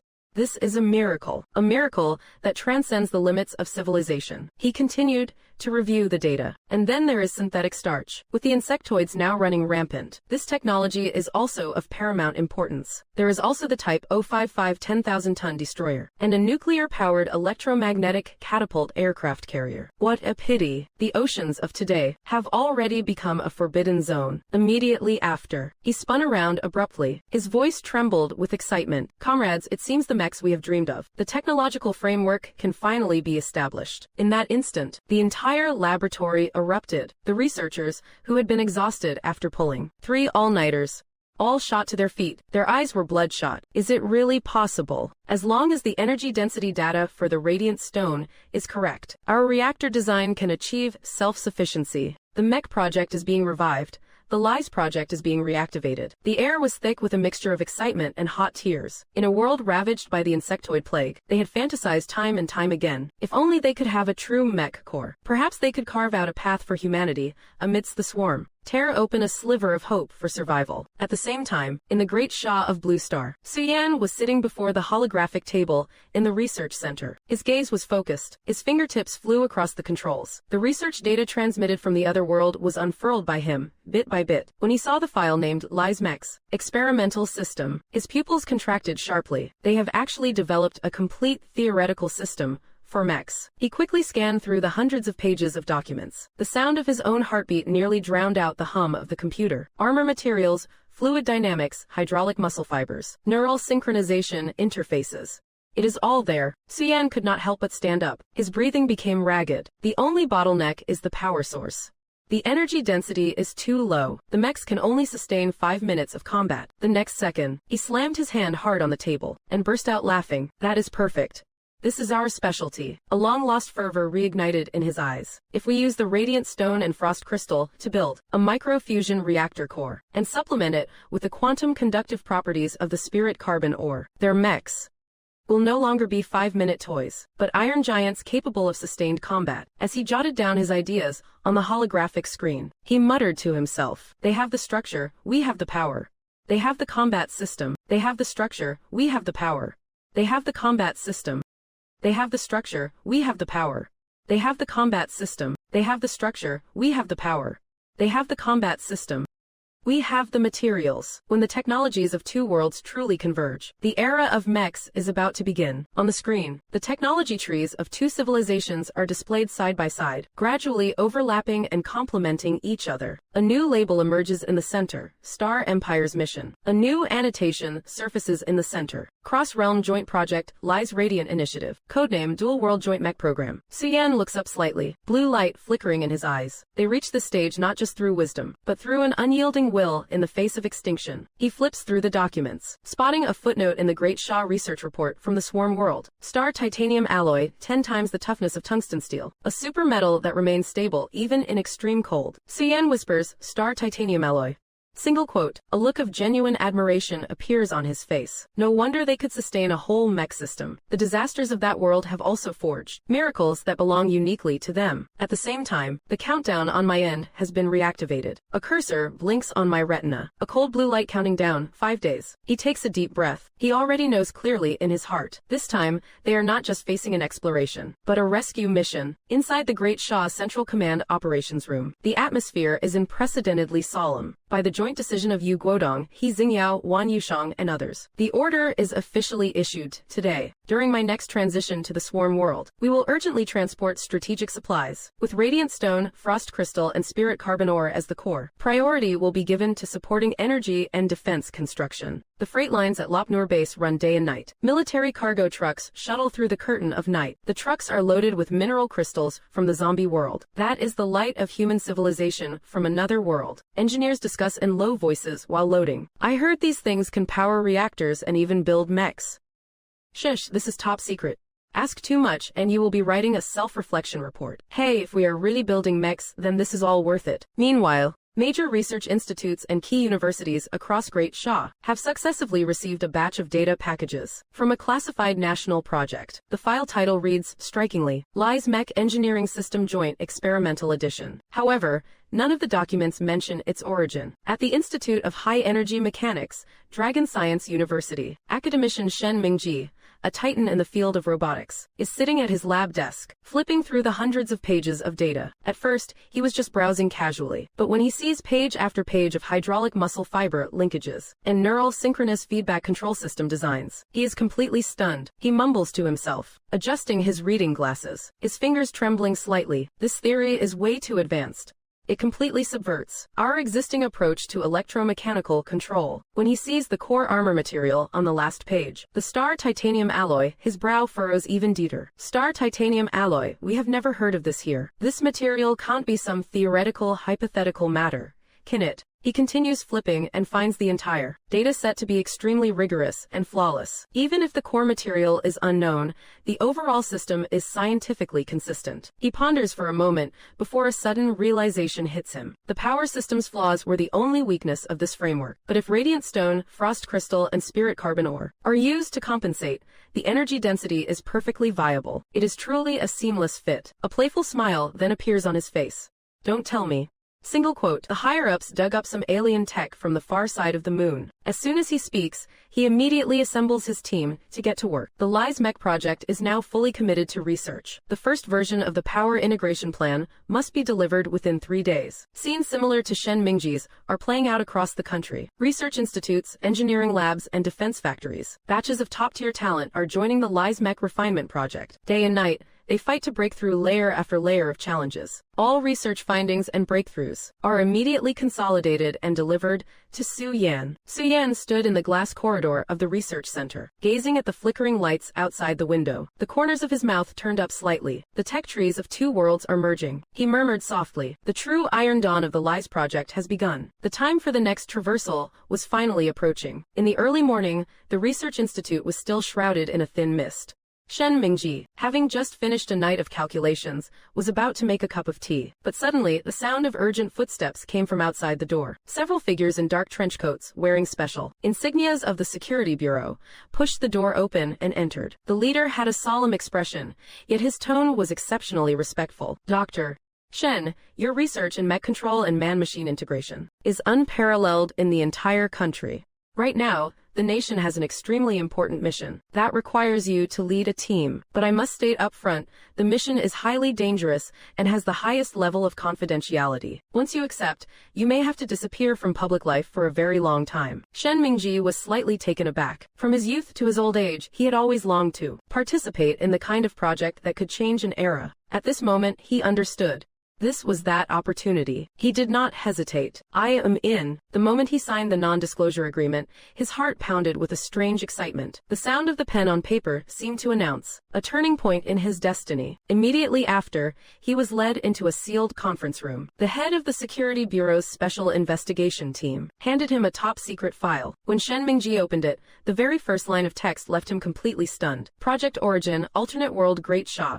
Objective, Joint Lies Mech Initiative, Alternate World. He could not help but repeat it, his voice trembling slightly. The file detailed intelligence on the insectoid disaster world, the traversal plan, and the progress of the bilateral technology integration. The traversal plan and the progress of the bilateral technology integration. The traversal plan and the progress of the bilateral technology integration. As he turned page after page, Shen Mingji's shock gradually turned into fervent excitement. So that is how it is. This Lies mech system did not just appear out of thin air. It was the hard-won achievement of another great Shah, forged in desperation. The Security Bureau head nodded. Precisely. Right now, their side is in the midst of an insectoid crisis. Central Command has decided to dispatch a science and technology team. You will be one of the leaders. You will accompany Chen Mo to traverse to the insectoid dimension and jointly develop the mech system with the Great Shah over there. Shen Mingji was silent for a few seconds. He looked at the red-stamped document bearing the seal of Great Shah's Central Command. A long-lost fire surged in his heart. To witness the convergence of two worlds' technologies in his lifetime. This is the honor of a lifetime. He straightened his back, his gaze resolute. That afternoon, a military helicopter landed on the rooftop of his research institute. The wind from the rotor blades scattered his white hair. He looked back at the laboratory building that had been his companion for decades. He said softly, "Old friends, this time, I am going to a much farther place to build a dream." Soon after, he proceeded to a military airfield. Then, he boarded a military aircraft. Destination, Lop Nur Base. The night at Lop Nur Base was unnaturally quiet. The starry sky was vast and boundless. Wind-carrying sand blew from the distant test site, bringing with it a chilling, dry air. I walked slowly through the courtyard, my thoughts heavy. The traversal countdown had already entered its final phase. But my heart felt no relief. Suddenly, a familiar voice sounded from behind me. "You seem to have something on your mind." He turned around. It was Qin Jingyu. She was still wearing that white lab coat. Her long hair was gently stirred by the night wind. I gave a wry smile. Yeah. The last world was a zombie apocalypse. Although it was fraught with danger, I could still handle that kind of despair. But this time is different. I looked up at the night sky, my eyes reflecting the scattered starlight. Over there, it is a great Shah, just like ours. Same language, same bloodline, same flag. Watching them being devoured by the insectoid disaster. It leaves a bitter taste in my heart. I paused, my voice lowering. Su Yan is right. If the insectoids are an interstellar intelligent species, then no matter how hard we try, it might just be a drop in the ocean. It is possible that this time, what we are facing is something we fundamentally cannot defeat. The wind swept through the silence, kicking up the dust at my feet. My tone carried a suppressed exhaustion. Qin Kun quietly watched him, then after a moment spoke softly. "It is not in vain." I looked up into her eyes. Qin Kun's gaze was bright like the night sky's most steadfast star. Man can conquer nature is not just a slogan. Even if the final outcome is failure, the effort, the process itself is what holds meaning. She let out a small smile. Besides, since they share our ancestry, they must have inherited our spirit. Relentless self-improvement, never bowing down. That is written in our blood. I was stunned for a few seconds, then the corners of my mouth finally broke into a long overdue smile. You are right. No matter how dark the road ahead, we should be that beacon of light. At least let them see that another world's great Shah is fighting alongside them. Qin Kun nodded slightly as the wind brushed past her hair. In that moment, her smile was warm. The time for the traversal is drawing closer. Inside the Lop Nur underground containment bay, everything has entered the final countdown. The lights on the bay walls flickered with a cold white glow. The air was thick with a tension that made one's blood run cold. I looked at the countdown on my retinal display. That string of numbers, reflecting in the blue light, was like a beating heart. All personnel, assume positions. Song Jae gave the order, his voice sharp and powerful. War Tiger Squad, Flame Squad, Thunder Squad, the three of Great Shah's strongest special operations teams had now assembled. The surface of every team member's armor shimmered with tactical identification lights. The powered exoskeletons emitted a low hum. Dozens of Type 100 main battle tanks were lined up neatly at the bay entrance, their cannons aimed forward, ready to open fire immediately after traversal. The sound of treads grinding against the floor was low and heavy, like the beating of war drums. Underground, the research team, led by Suyan and Shen Mingji, dozens of scientists, had also completed their deployment. Their mission is to join forces with the great Shaw scientists from the insectoid world, to provide support for the subsequent mech research and development. Suyan looked at me calmly. I took a deep breath. This time, we are not just bringing hope, but also the future. Shen Mingji gently pushed up his glasses, his expression focused. The Lies Mech project is about to truly begin. I scanned everyone in the room. Slowly, I said, everyone, this time we are not just explorers, but emissaries of Great Shah. Let the technologies of two worlds advance together. Let the flame of humanity never be extinguished by any disaster. Meanwhile, in the insectoid world, a temporary military base in the Quanling suburbs was locked in a bitter struggle. The swarm, like a black tsunami, surged from the horizon. It was a dense sky-blotting tide. Yu Weifeng stood at the forefront of the defense line, his armor already stained black with insect blood. Fire support zones 1 and 2, continuous fire. Don't let those aerial bugs get close. Commander, the bugs' assault is too fierce. The comrades can't hold on much longer. A soldier, covered in wounds, rushed to the front, his voice hoarse. Yu Weifeng gritted his teeth and roared, hold on even if you can't, the space cannot fall into the bug's hands, even if only one of us is left. Remember what Chen Mo said, they will return from here. He violently raised his assault rifle and shouted to all his men, comrades, as long as we stand, the base stands. As long as we stand, the base stands. Roars rose and fell, weaving together with the thunder of artillery, a group of flesh and blood against a tide of insects. They formed the final bastion. The sky was dyed red by the firelight. Insect blood and shattered armor intertwined into a hellish tableau. And at the far other end, in the Lop Nur underground containment bay, the final second of the countdown ticked over. Portal activated. Boom. A vortex of blue-white energy suddenly lit up the night sky like a fallen star. The dazzling light illuminated the entire Lop Nur base as bright as day. A powerful energy storm kicked up dust from the ground. The soldiers instinctively raised their arms to shield themselves. Their faces showed a mixture of undeniable shock and anticipation. The countdown begins. The broadcast voice echoed through the command hall. Portal stable. You may proceed. Thunder Squad, move out. Song Jae roared, leading his 16-man squad. They were piloting Type 100 main battle tanks. Following them were War Tiger Squad and Flame Squad. The combat vehicles thundered into the portal. Right behind them, inside a vehicle, were me, Su Yan, Shen Mingji, and the core members of the research team. Behind them, convoy after convoy of transport trucks, fully loaded with supplies, drove in at high speed. The cargo holds were filled with crates of radiant stone, frost crystal, and spirit carbon ore. This was hope crossing between worlds. The waves of blue and white energy were now almost boiling over. Everyone understood. Every second was a race against time. Hurry, 30 seconds remaining. The taillights of the last transport truck vanished into the curtain of light. The portal's energy began to destabilize. Ripples spread across its surface like water. Final countdown 10, 9, 8. The light began to contract, and the air filled with a vibrant, low hum. Then, VWOOM. The portal snapped shut, leaving only the empty whistle of the wind and the scorching energy residue on the ground. The base fell into a brief silence. Everyone held their breath, staring at the void where the portal had vanished. From a distant concealed position, Wan Yushang, commander of the Western Theater Command, stood watching. His gaze was as deep and hard as iron. He slowly took off his military cap and muttered in a low voice, "You must all come back safe." The Type 100 main battle tank I was in roared as it burst out of the portal. Boom! A deafening barrage of artillery fire seemed to erupt, at that very instant engulfing the world. The air was thick with the smell of metal and scorched flesh. The ground was churned up by the force of the explosions. Countless insectoids shrieked, writhed, and fell amidst the flames. Over the radio, Song Jae's urgent voice came through. "Watcher 6, we are under attack by the insectoids. We are providing support to the defensive line." Then a hoarse yet resolute voice cut into the channel. "You are finally here." It was Yu Weifeng, the commander of White Rainbow Battalion. I looked up and saw, on the front line position ahead, Yu Weifeng, wearing a flak jacket stained black with blood and mud. His eyes were as steady as iron, leading the few dozen remaining soldiers. They were holding the very front of the line, to the death. Almost every single one of them was wounded. One was still loading ammo, a makeshift tourniquet wrapped around his arm. Another held a machine gun with one hand, his other arm ending in a bandaged stump, swinging empty. My heart clenched.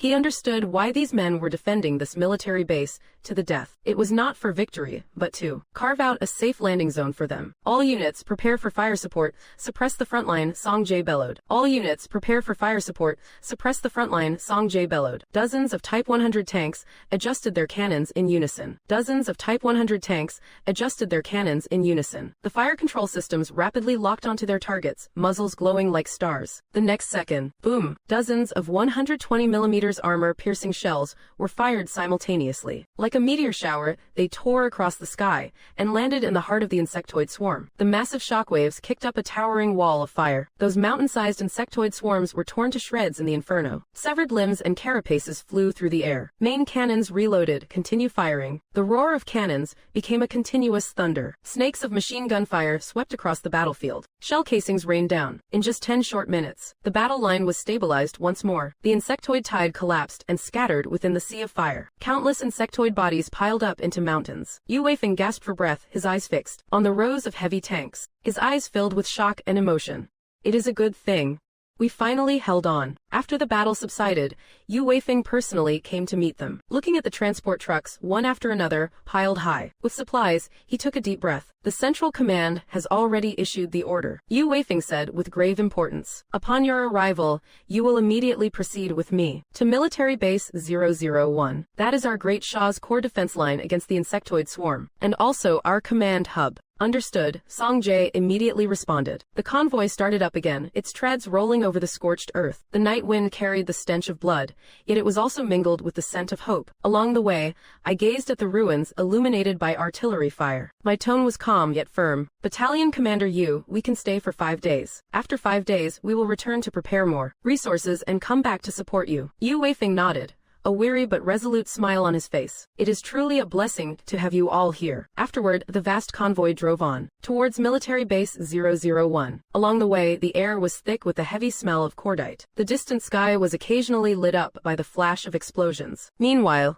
in the central command tower of Military Base 001, red warning lights flashed incessantly. Dressed in a general's uniform, Shah Haori stood erect before a massive holographic sand table, his expression grave. On the sand table, the insectoid offensive was spreading from the southeast, advancing like a relentless tide. Just then, a communications officer ran up. Report, rendezvous confirmed successful. They have entered our plane and are currently approaching our base. Shah Haori nodded, a faint glimmer in his eyes. According to the intel received, 5 days at most. Then we must within these 5 days, integrate all possible and compatible technologies. Beside him, the chief scientific expert, Wan Ziyuan, immediately stood up. Organize the teams to analyze the data they have brought. A few minutes later, when the supplementary files for the LISMEC system appeared on the screen, the entire research lab fell silent for a few seconds. Then an almost frenzied cheer erupted.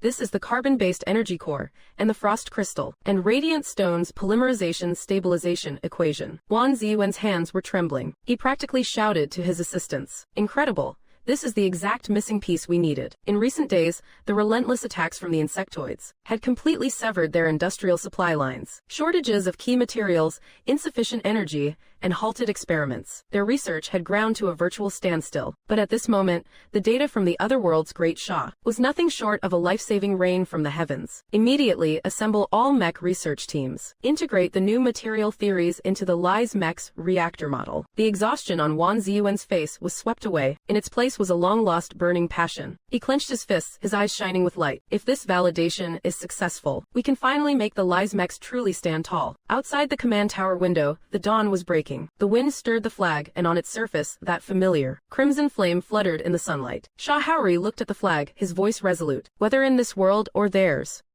Great Shah has never bowed to fate. Not long after, I passed through layer after layer of defensive lines and finally arrived at Military Base 001. This base was situated at the intersection of desert and steel. Anti-aircraft cannons, automated turrets, and machine guns stood guard. In the sky, patrol drones occasionally streaked past. And at the main gate of the base, Shah Haori, clad in his command battle cloak, and the white-haired but spirited drive, Wan Ziyuan, were already waiting in person. The moment I stepped out of the vehicle, I saw those eyes, tempered by the fires of war. They held both weariness and a blazing hope. Suyan and Shen Mingji stepped forward first, offering a slight salute. Commander Shah, drive.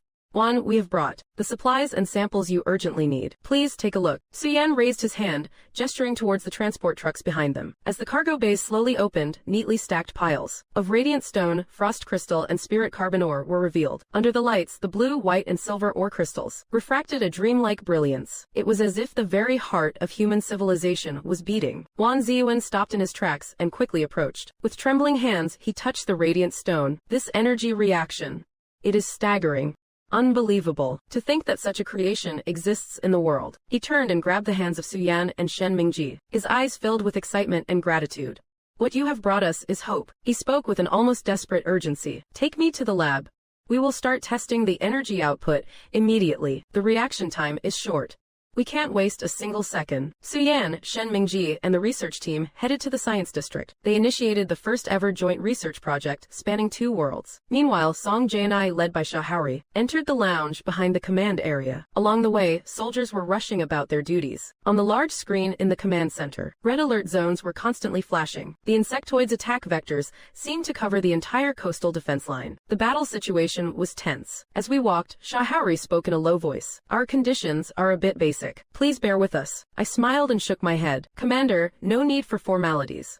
We are all here to get things done, not for ceremony. Our eyes met, both of us sharing a look of resolve. Shahauri nodded slightly, his tone turning solemn. Thank you for crossing worlds to aid us. He paused, looking out at the horizon, which was stained red by the fires of war. His voice was low, yet it carried a convincing strength. Perhaps what you have brought is more than just supplies. More importantly, you have given us reason to believe that we still have hope in this war against the insectoids. I watched him quietly, then spoke slowly. No matter which world it is, our great Shah never bows to despair. Meanwhile, in the main lab of Base 001, the lights were as bright as day. The 3 of them gathered around the central holographic projection table. In the hologram, a 15-meter-tall Lies mech slowly rotated. A blue energy pulse in its chest cavity throbbed like an artificial heart. Suyan pointed to the energy core in the mech's chest. His tone was urgent and full of passion. Your Lies mech's framework is incredibly advanced, but its power supply is unstable. In the face of the insectoid plague, this short operational range won't hold the line. But if we introduce the cold fusion conduction of the frost crystal and combine it with the energy focusing reaction of the radiant stone, we can increase power efficiency by at least 4-fold. Shen Mingji quickly pulled up the modeling results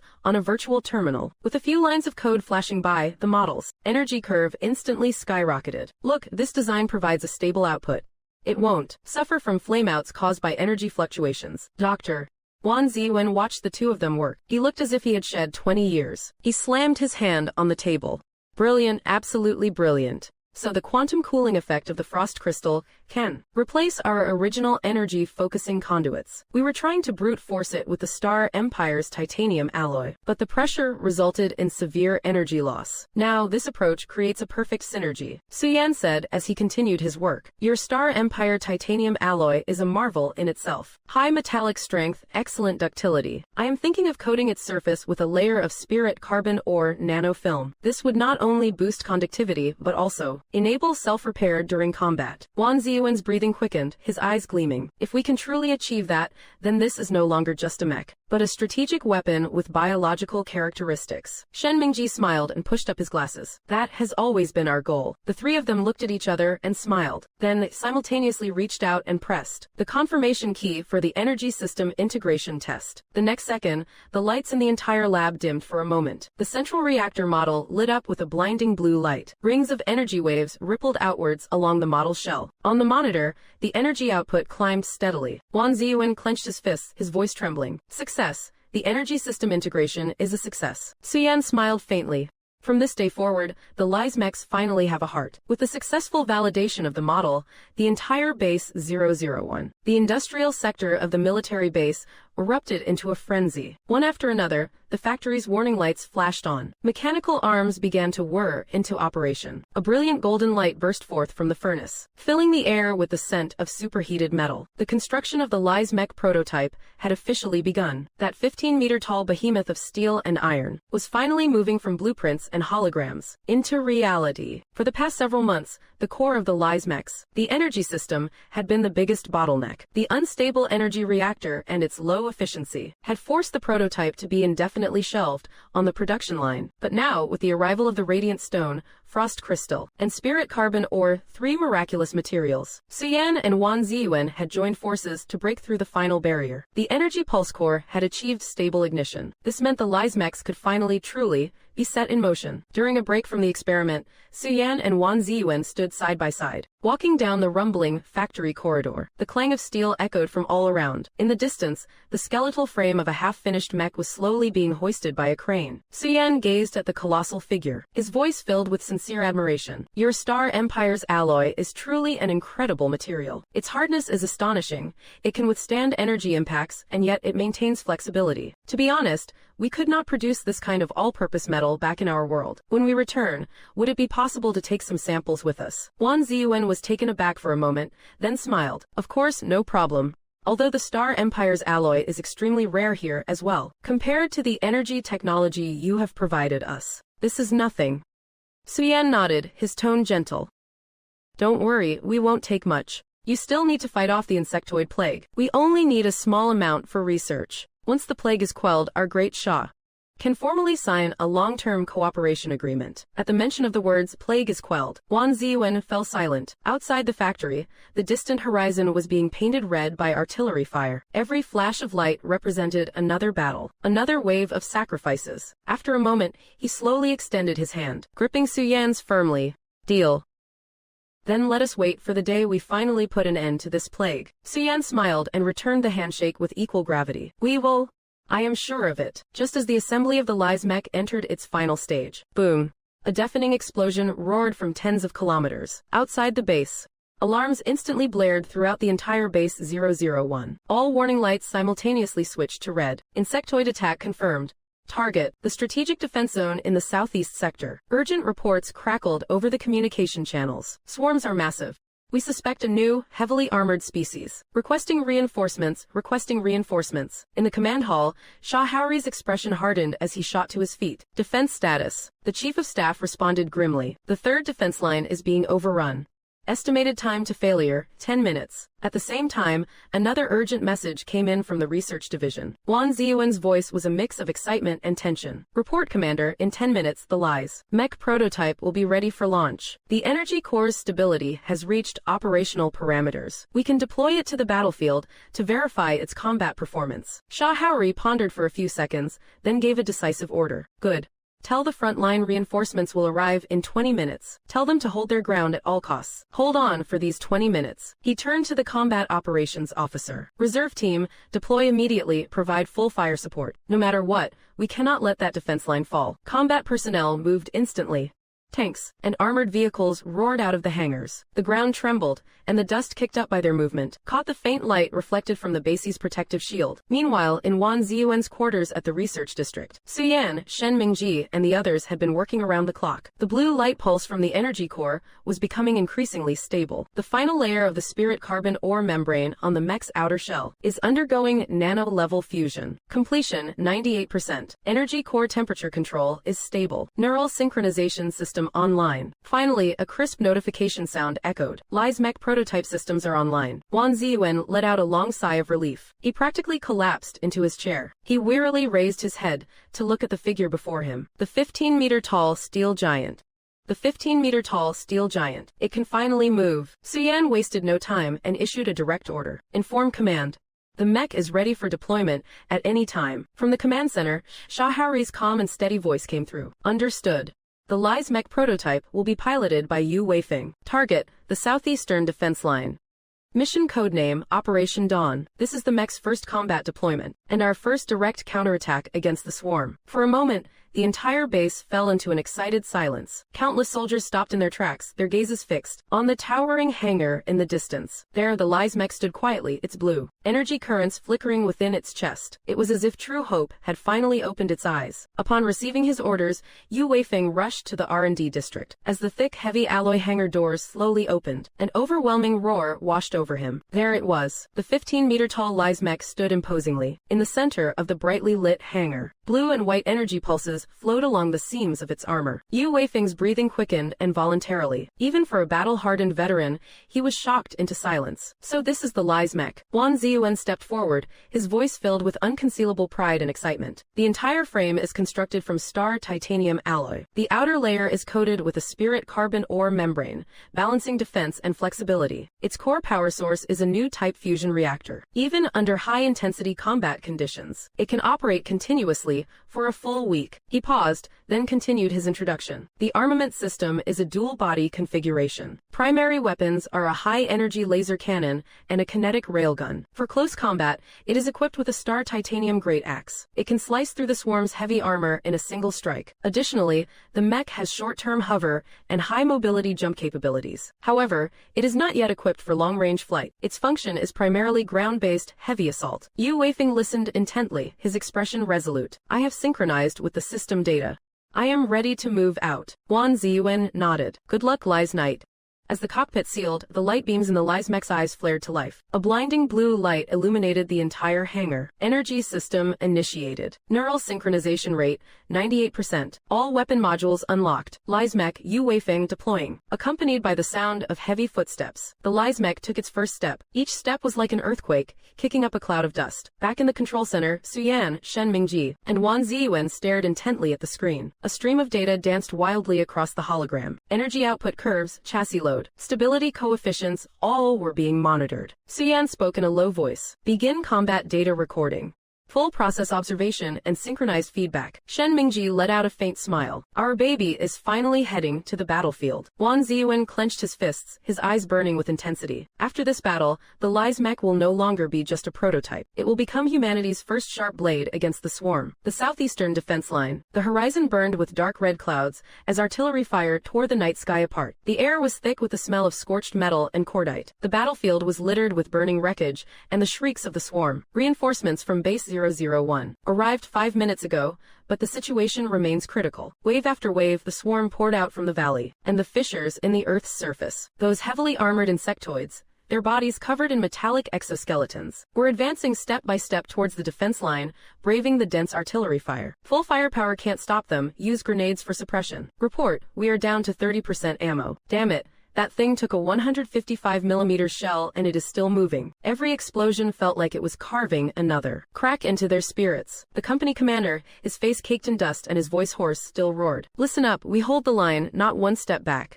He turned, raised his rifle and aimed at the oncoming black tide of insects, firing several shots. All units, prioritize the armored types. Their joints, that is their weak spot. A series of violent explosions kicked up clouds of sand and dust. The frontline trenches were overrun by the swarm. A tank was flipped into the air by a giant insect. The line is about to be breached. The commander slammed the communication button on his shoulder. Report to base, we can still hold. Before he could finish, an armored insect's scythe-like limb suddenly pierced through his cover. The impact shook the entire position. Gritting his teeth, the commander used his last ounce of strength to shove an anti-tank grenade into the insect's maw. Go back to hell. Boom.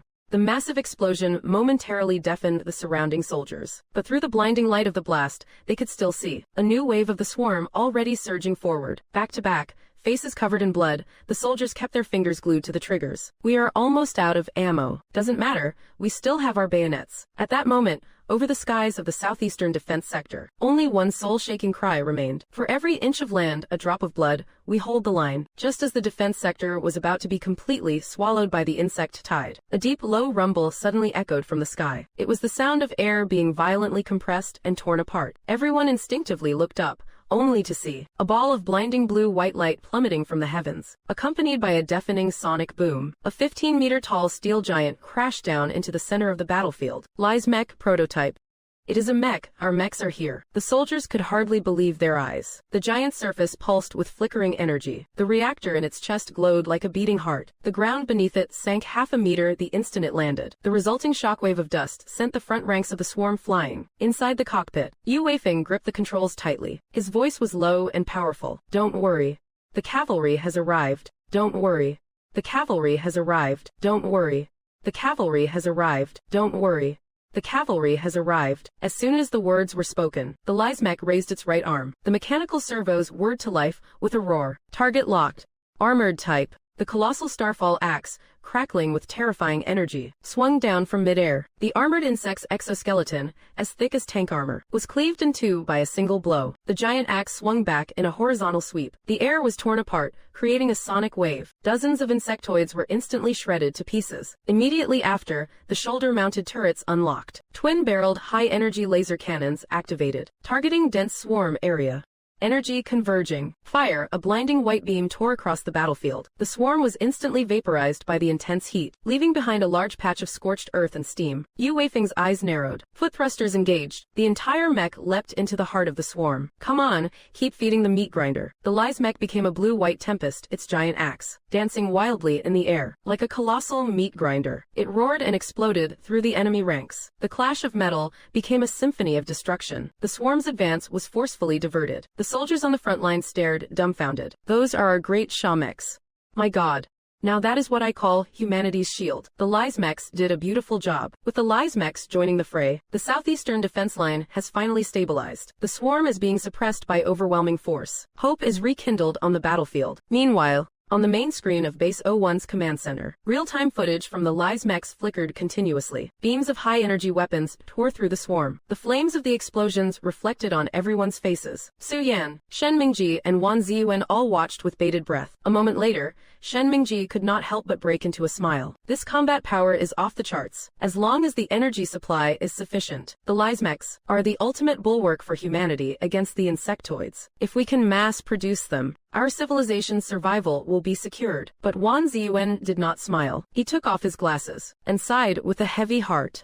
If this were a time of peace, and Great Sha had a complete industrial system, mass-producing the Lies mechs would be a given. But now, he looked at the global situation map on the wall. The vast red areas on it, representing the insectoid sphere of influence, had already devoured most of the world. Since the insectoid plague erupted, the global supply chain has long since collapsed. Continents have fallen completely. We are barely hanging on. Neighboring countries have been utterly annihilated. On this entire planet, only our Great Sha is still holding on. But even so, our combat strength is dwindling day by day. Resource transport is cut off, infrastructure destroyed. Damn it. We can barely maintain even the most basic production lines, let alone large-scale mech manufacturing. As he said this, his voice grew quieter. More importantly, the Lies mechs require individuals with high-intensity neural synchronization compatibility. They must have unwavering willpower, mental stability, and lightning-fast reflexes. But with war raging everywhere, we have no way to systematically screen for them. Su Yan and Shen Mingji exchanged a look. Then they nodded. Su Yan said gravely, if it is a supply chain issue, once the portal can be maintained for long periods, our side can directly help you manufacture core components, energy units, armor modules. We can supply all of it. Shen Mingji continued. As for the neural synchronizers, our side can also assist with the screening process. We can select those with iron will, who are unafraid of sacrifice, and send them to your world to become true mech pilots. Wan Ziyuan's head snapped up. A glimmer of light flashed in his eyes. You are willing to help us. Su Yan smiled. He patted him on the shoulder. We are all people of Great Sha. It does not matter which world. Shen Mingji also nodded. We do not just want to help you survive. We want to end this insectoid plague for good, together. Wan Ziyuan was so moved he could barely speak. Then, I am counting on you. In the end, Su Yan, Shen Mingji, and Wan Ziyuan worked through the night, diving into a new round of technological breakthroughs. The lights in the laboratory stayed on all night. They gathered around the Lies mechs on the battlefield, analyzing the shortcomings exposed in combat. Joint energy consumption, neural latency, thermal recovery. They discussed each issue point by point. Simulations were run again and again. Every adjustment of a parameter sparked a debate. Every finalized plan felt like a life or death gamble. Su Yan, while typing on her terminal, said, the main control server's response speed must be increased by another 15%. Otherwise, the pilot will get overwhelmed during close quarters combat. Shen Mingji frowned and retorted. That would lead to excessive energy consumption. The heat dissipation systems won't be able to keep up. Wan Ziyuan suddenly interjected. What if we try a dual-layer neural feedback system? We can use a spirit carbon or conductive layer to divert the load. It would be both faster and more stable. The three of them practically slammed at the table as they ran their simulations, working through the the entire night. By dawn, a new model of the Lies mech was gradually taking shape in the holographic projection. Faster, more stable, and at the same time, stronger. Wan Ziyuan handed over a thick stack of blueprints. These are the manufacturing schematics for the equipment to screen for neural synchronizers. After you return to your world, you can build it according to these plans. It will help you select individuals who can achieve perfect compatibility with the mech's neural interface. Suyan nodded solemnly. She accepted the blueprints. Rest assured, we will begin the screening process as soon as possible on our side. Meanwhile, in the base's command hall, I was standing by the war table, observing. In the Great Shah Central Command of the insectoid world was the Supreme Commander, General Shah Haori. The entire room was a hive of activity. Alarms and communication chatter overlapped, creating a constant din. Normally, I should not have been present at a meeting of this level, but Shah Haori insisted that I stay. He is the source of our hope, Shah Haori had said. The one who possesses the portal deserves to hear our war song. The Sky Dome Army Group must hold the southeastern front. The Earth Vein Army Group will lock down the northwestern ancient lands. The main force of the central hive is massing there. On the giant electronic map, red dots spread like a relentless tide. Every confirmation call meant another section of the defensive line was set ablaze. I stood to the side, watching in silence. An indescribable weight pressed down on my heart. When the meeting concluded, I took a step forward. General Shah, if the situation becomes untenable, you can use the portal to bring some of your people to our world. It is safe there.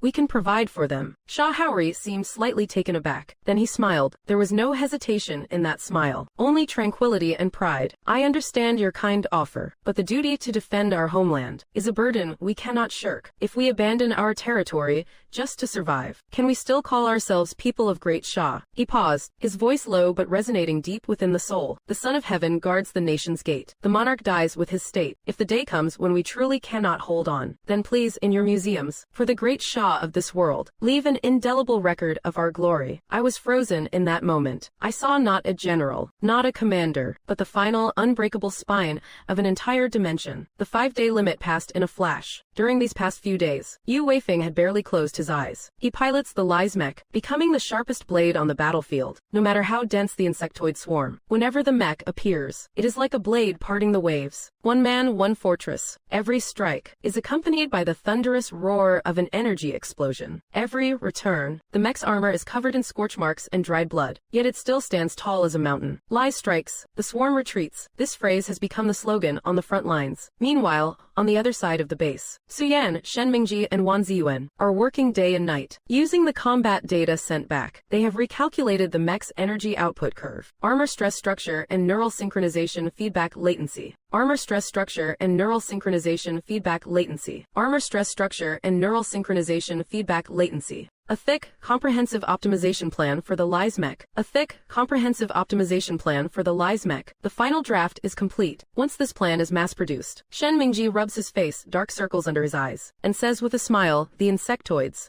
even 10 times their number, won't be enough to handle this. But Suyan lets out a long sigh, if only I could. I really want to stay and continue perfecting this with you all. Wan Ziyuan pats his shoulder. You have already helped us more than enough. Go back. Take these results with you. Help us keep hope alive. The time for transport is approaching. The Thunder Special Forces team, led by Song Jae, has reassembled, but the equipment they brought with them is now neatly arranged in the base's plaza. Dozens of Type 100 main battle tanks, and hundreds of crates of supplies and ammunition. I look at all of this, and smile faintly. Leave these here. You need them more than we do. Shah Haori is stunned for a moment. Then, he gives a heavy, formal military salute.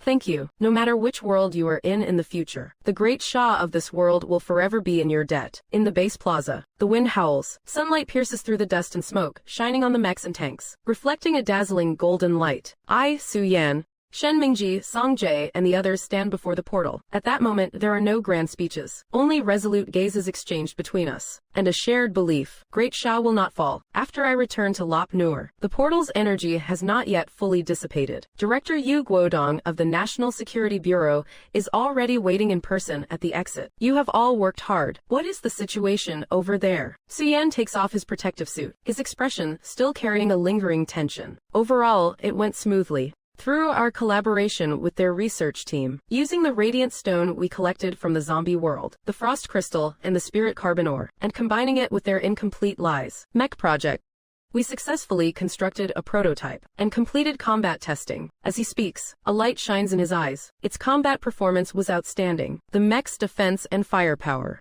are both capable of overwhelming the insectoids. In the battle on the southeastern front, a single strike turned the tide of the battle. Yu Guodong is thrilled to hear this. He can't help but slam his hand on the table. Excellent. This is a true game-changing achievement. Su Yan's tone immediately grew serious. Yu Guodong's smile vanished in an instant. His gaze sharpened as he spoke. Su Yan sighed. Their supply chain has been crippled by the insectoid assaults. The production capacity for the mechs is limited. Even with the technological optimization plans we provided, it is difficult for them to achieve mass production in a short time. He added. Furthermore, the Lies mechs require pilots with special neural synchronization capabilities, and under their current wartime conditions, they can hardly conduct systematic screening and training. Yu Guodong stood up. He clasped his hands behind his back, pacing back and forth. After a moment of contemplation, this is indeed a thorny issue. No personnel, no production lines. Even with the technology, it is a non-starter. Su Yan nodded. So, I have discussed a new direction for our cooperation with them. We, on our side, will leverage our complete industrial system to manufacture the mech components, and on a national scale. We will screen for compatible candidates with the required mental and neural strength. As long as they volunteer, we can organize a cross-world relief force. We will dispatch fully trained mech pilots to fight in that insectoid-ravaged world. The conference room fell silent. A few seconds later, Yu Guodong took a deep breath. He nodded firmly. Excellent. This is the true spirit of our great Shah. Our other-world counterparts are in peril. We cannot simply stand by and watch. We must provide aid. Su Yan smiled faintly. Yes. Now, it all depends on Chen Mo's situation. All eyes turned to me. I slowly raised my head, my gaze resolute. I can feel it too. In another 7 days, I will be able to open one last stable spatial passage. At that point, the portal can be maintained long-term. We will be able to establish a permanent gateway. Upon hearing this, Yu Guodong could not hide the joy on his face. He patted my shoulder, his voice filled with sincere admiration. Well done, Chen Mo. What you are opening is a gateway to hope. Subsequently, the progress report was submitted. An unprecedented top-secret meeting was convened in the capital. The attendees were few. Director of National Security, Yu Guodong, Commander of the Eastern Theater Command, He Xinyao, and from the Great Shah Central Command, several core members of the Strategic Committee. When the Lies proposal, jointly signed by the three parties, the special application report for the mech manufacturing system, was submitted, the conference room became so quiet you could hear the rustle of paper. 5 minutes later, the Central Secretariat's reply, top secret, initiate, immediately, codename Project Lies, objective, establish a complete mech manufacturing chain and energy system, executing body, a joint consortium of national key research institutes and military industrial enterprises. Project Chief Commanders Su Yan, Shen Mingji. It was an undertaking significant enough to reshape the global industrial landscape. However, for the sake of maintaining the project's secrecy, its public designation was the 6th-generation manned multi-purpose aerospace vehicle R&D project. A few days later, research institutes across the country began receiving encrypted data dispatched from the Central Secretariat. It was a batch of highly deconstructed design schematics and manufacturing parameters. No one knew what these blueprints would ultimately assemble into, but every single piece of annotated data made the engineers' scalps tingle. This torsional strength. Our current alloys can't achieve this. And this energy response curve is just insane. This energy response curve is just insane. Isn't this on the level of a submarine's reactor? Who is running this project? Who is running this project? Is this even humanly possible? Everyone was in awe, but no one dared to ask, because the file was clearly marked with a security classification. Top secret. No details of the project may be disclosed to any outside party. No details of the project may be disclosed to any outside party. Top secret. No details of the project may be disclosed to any outside party. Top secret. No details of the project may be disclosed to any outside party. Top secret. No details of the project may be disclosed to any outside party. The 4 key materials involve radiant stone, frost crystal, spirit carbon ore, and Star Empire titanium alloy. Sent shockwaves through the entire scientific community. These 4 materials, when could our country possibly mass produce them? These high-energy materials, radiant stone, frost crystal, we have never even heard of them. But all their parameters exceed international theoretical limits. Even top research institutes were baffled. But everyone knew one thing for sure. Great Shah was quietly entering a brand new technological era. A few days later, the entire nation entered lies mode. Thousands of research institutes, tens of thousands of factories, and millions of scientific and industrial workers began working simultaneously under a state of total secrecy. Factories across the country roared day and night. Production orders flooded in like a tidal wave. Aviation, metallurgy, electronics, energy, materials. The 5 major systems were fully mobilized in a coordinated effort. At the same time, the Great Shah Ministry of Commerce also began to move quietly, under the guise of the 6th-generation fighter jet project. And on a global scale, they began a large-scale acquisition of rare metals and key chemical raw materials. Titanium, lithium. The price of rare earth elements on the international market soared day after day. Foreign media was rife with speculation. Could it be that Great Shah is secretly developing a next-generation strategic weapon? What on earth are they building? An airplane? Or a mechanical beast? Meanwhile, at Great Shah's Scientific Research Command Center.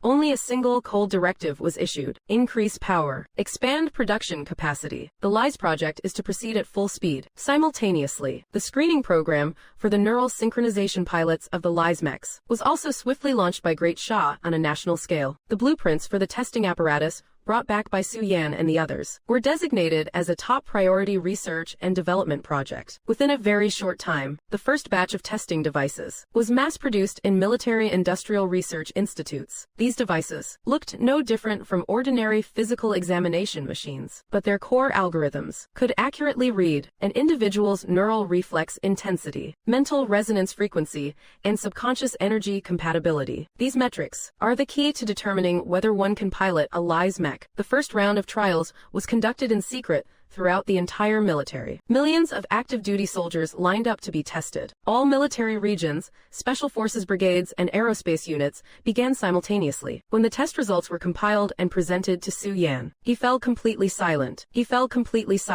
Out of millions of people, only a few dozen were selected. The list was marked with a red line. It clearly stated, high compatibility, 12 individuals, 31 individuals, 48 individuals. Shen Mingji frowned. Far too few. This ratio is less than 1 in 10,000. After reviewing the report, He Xingyao, the commander of the Eastern Theater Command, let out a sigh.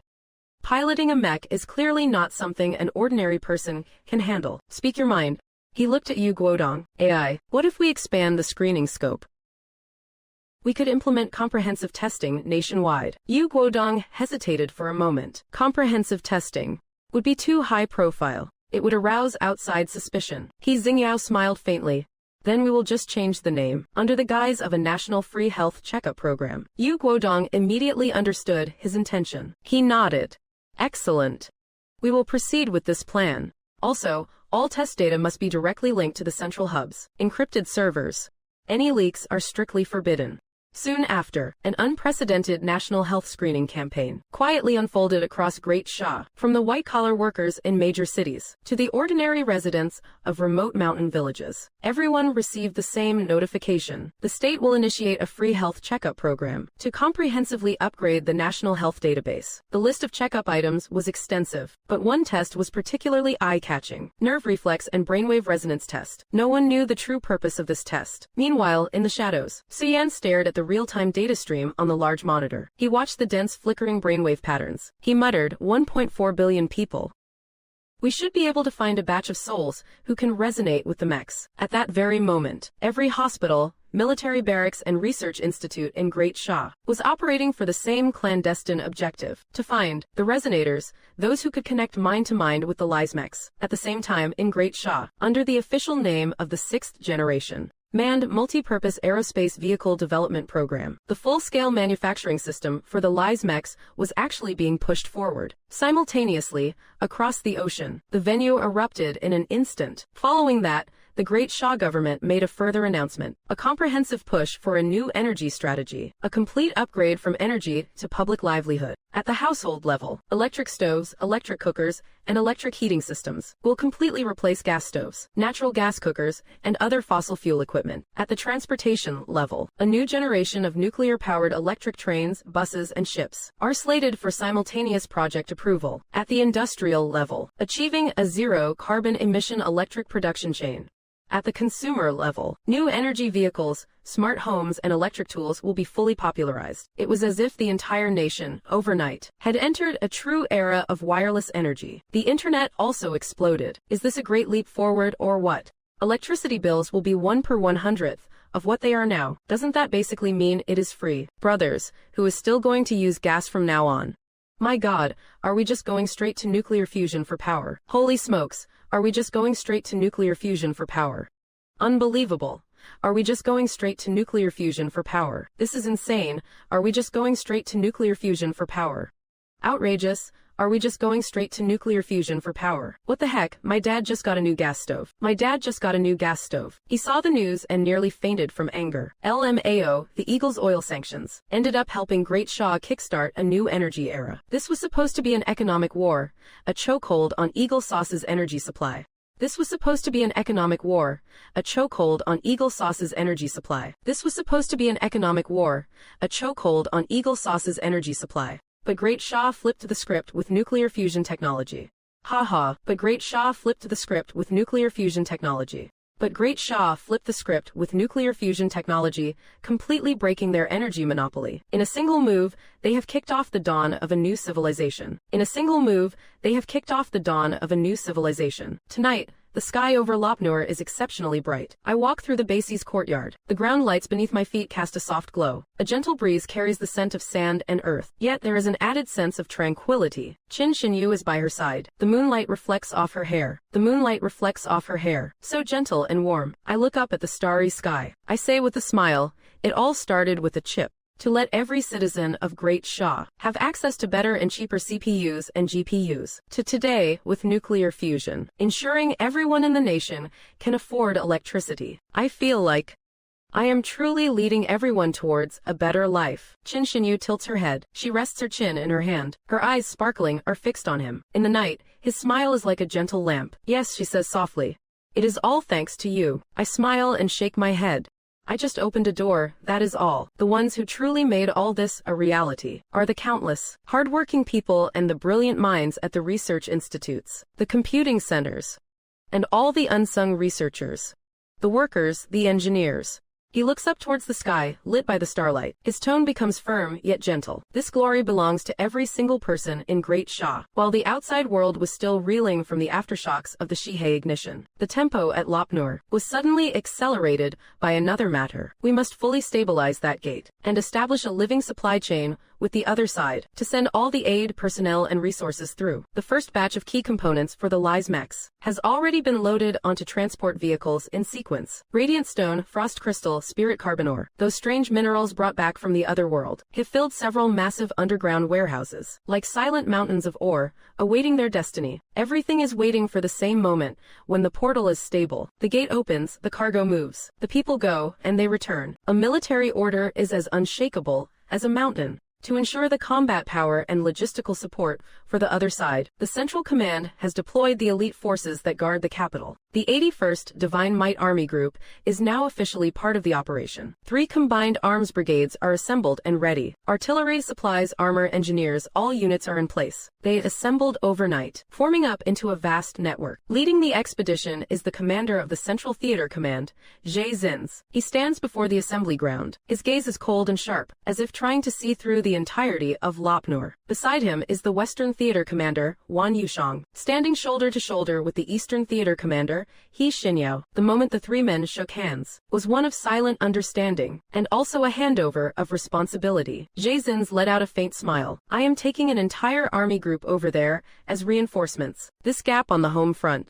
You two better not let me come back to find the house has been burgled. Wan Yushang clapped him on the shoulder. His confidence was absolute. Don't worry.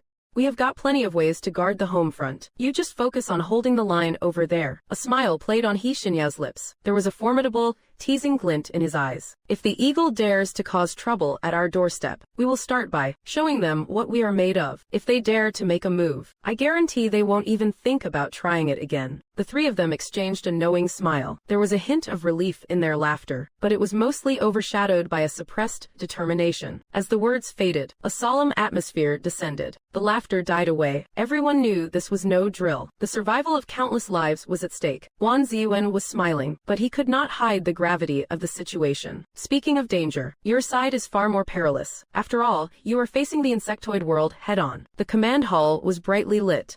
On the massive theater of war command board, a dense web of intersecting lines was displayed. Which unit was escorting the ore? Which convoy was responsible for transporting the assembled mechs? Which engineering corps was establishing temporary power and refueling lines? Which defense company was stationed to secure the rear from the front lines? Every single line was a lifeline. Behind every single marker lay the lives of thousands, even tens of thousands. Resources were coded, packaged, and encrypted. Transport convoys were lined up in perfect formation. Even the transit passes for ordinary workers were classified and issued overnight. A single mistake in any part of the process could jeopardize the entire cross-world operation. I stood to one side, my gaze shifting from the transport vehicles to the portal shimmering with blue light, and back to the figures of the three commanders. He knew that every decision made here would be magnified into reality through that portal of his. Qin Shinyu walked to his side. She whispered, "Don't worry. Everyone is ready." I nodded. My voice was calm yet steady. "We will send everything we can. You will defend everything you can." Two worlds, each fulfilling its duty. The wind howled, sweeping the sands of Lop Nur across the land. Military banners snapped in the wind. The glare from the armor reflected the vast sky. This was not a drill, nor was it a rehearsal. This was mobilization. It was a handover. It was an oath. The gate must be opened. The path must be cleared. The light must be lit. The fire must be kindled. Wang Ziyuan gave Jie Zins one last look. His voice was low but powerful. "Those going out are the pillars of our great Shah. Those staying behind are the home we must protect." When the time came, I took a deep breath. I raised my hand, and in an instant, the entire underground space of Lop Nur was illuminated by a brilliant blue-white light. A dazzling vortex of energy materialized in the air. The portal was fully activated. The portal was like a curtain of light, stabilizing amidst a roar and a low-frequency hum. Space itself was distorted. The air filled with the scent of metal and electricity. I and Suyan were the first to step through. Light and shadow swirled at their feet. Their figures vanished instantly into the depths of the blue light. Great Shah Military Base 001, Insectoid World. At this moment, Supreme Commander Shah Houri was already on site. Upon hearing the report from the front line that the space portal was opening, he practically rushed out of the command center to greet them. When the familiar blue-white light flashed over the open ground, and two figures emerged from the curtain of light, a long-awaited smile finally appeared on his face. "You are here." But soon he furrowed his brows in confusion. "Just the two of you." I smiled slightly, my eyes gleaming with a sharp light. "Of course not just us. This time, it is a permanent connection." He lowered his voice, his tone carrying a hint of pride. "We have prepared a surprise for you." Before the words even finished echoing, the military bugle blared from Lop Nur on the other side. The roar of an iron tide erupted. The thunderous shout of Central Theater Commander Jie Shinj reverberated through the command channel. "The mountain. Divine Might Army. Follow me into battle." A deafening, synchronized roar rose in response, rolling across the surface of Lop Nur like a thunderclap. The Tianquan Combined Arms Brigade took the lead. Line after line of Type 100 main battle tanks, self-propelled howitzers, and long-range rocket artillery followed. Engines roared, caterpillar tracks churned, and dust filled the air, surging toward the teleportation gate like a flood of steel. The cacophony of roars, light bursts, and commands interwove into a cross-dimensional epic. The first wave of tanks passed through the portal, followed closely by the Kangyao and Qishao brigades. The entire army group poured into the swarm world like a tidal wave. At the Great Shah Hub in the swarm world, outside the command zone, the shockwaves were so intense the ground trembled. Shah Houri watched with his own eyes as steel war machines, each painted with the Divine Might emblem, emerged from the light curtain. Blue light reflected off every inch of armor, like steel behemoths stepping onto a fresh battlefield. His throat tightened, his voice grew hoarse, and he began to tremble slightly. I cannot thank you enough." At this moment, he understood. This was not just simple aid. This was the Great Shah of another world, entrusting entrusting their absolute elite forces to them. Even if the Great Shah on the other side was powerful, they could not have many such army groups. To dispatch one for support was an immense sacrifice. As the final armored vehicle of the Divine Might Army stepped into the blue-white light curtain, on the other side of the portal, the roaring continued unabated. Immediately after the second wave, a transport convoy arrived, headlights lined up like a long dragon, illuminating the night sky of the swarm world. Military trucks, each fully loaded with containers, drove out of the portal. Inside the trailers, metal frames and energy modules were neatly stacked. Those were the core components of the Lies mechs. Mechanical arms lifted, locking mechanisms unsealed, and the air filled with the scent of cold metal, mixed with the sharp aroma of industrial grease. Wang Ziyuan stepped forward, a light in his eyes that he could not hide. I took off my gloves, and said with a smile, time was too tight.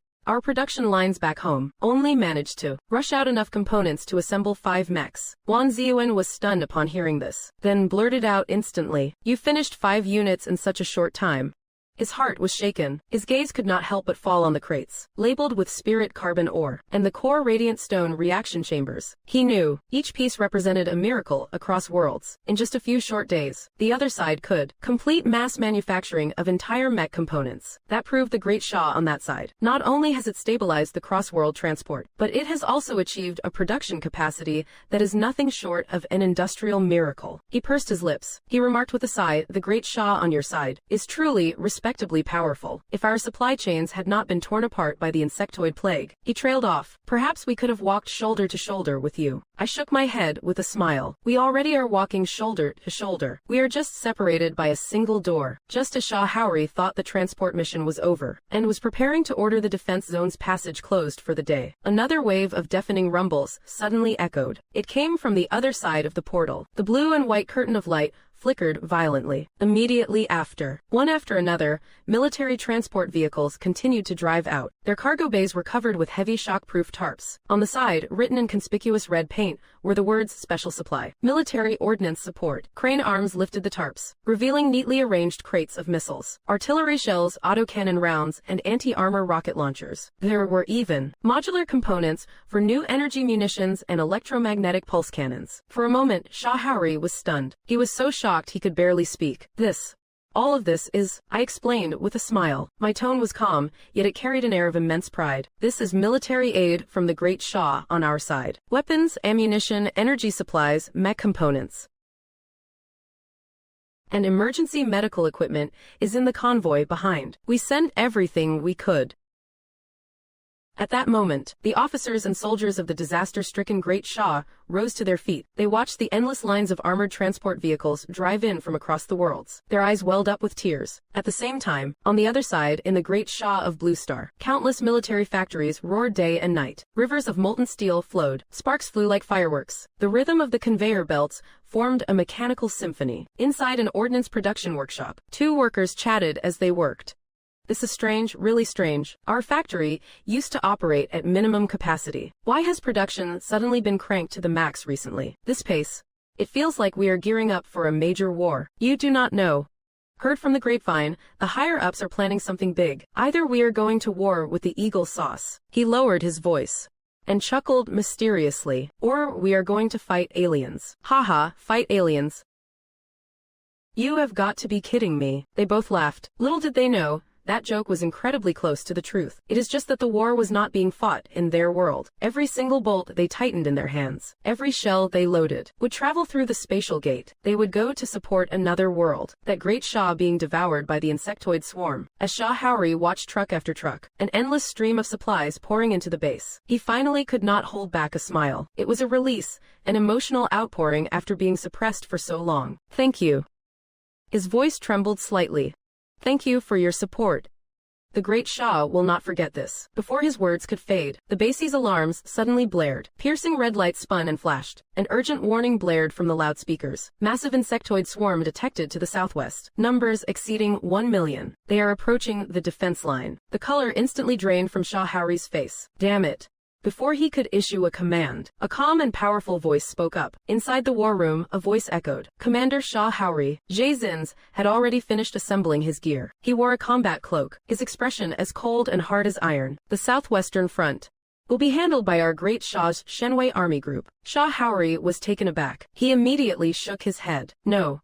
That is not acceptable. You are from another world. You have come a long way to aid us. I cannot send you to the most dangerous place. But Jay Zins took a step forward. His voice was like thunder. So what if it is dangerous? He raised his head, looking at the blood-red region on the command map. His eyes blazed like torches. Even though we come from different timelines, we are all people of Great Sha. He shouted out the phrase, its echo, shaking the entire hall. We are of the same clan, the same origin. Since we bear the name of Great Sha, then let us guard the coming dawn together. The next second, the command center's broadcast blared. All units of the Shenwei Army Group, deploy. The roar was like a flash flood.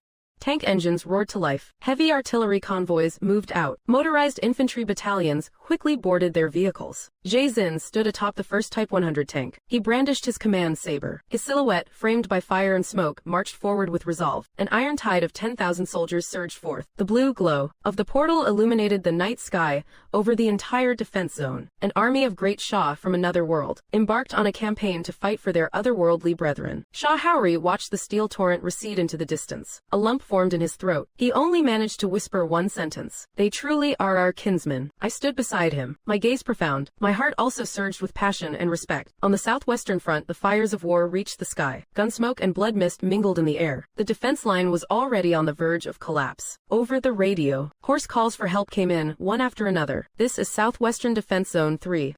Requesting support.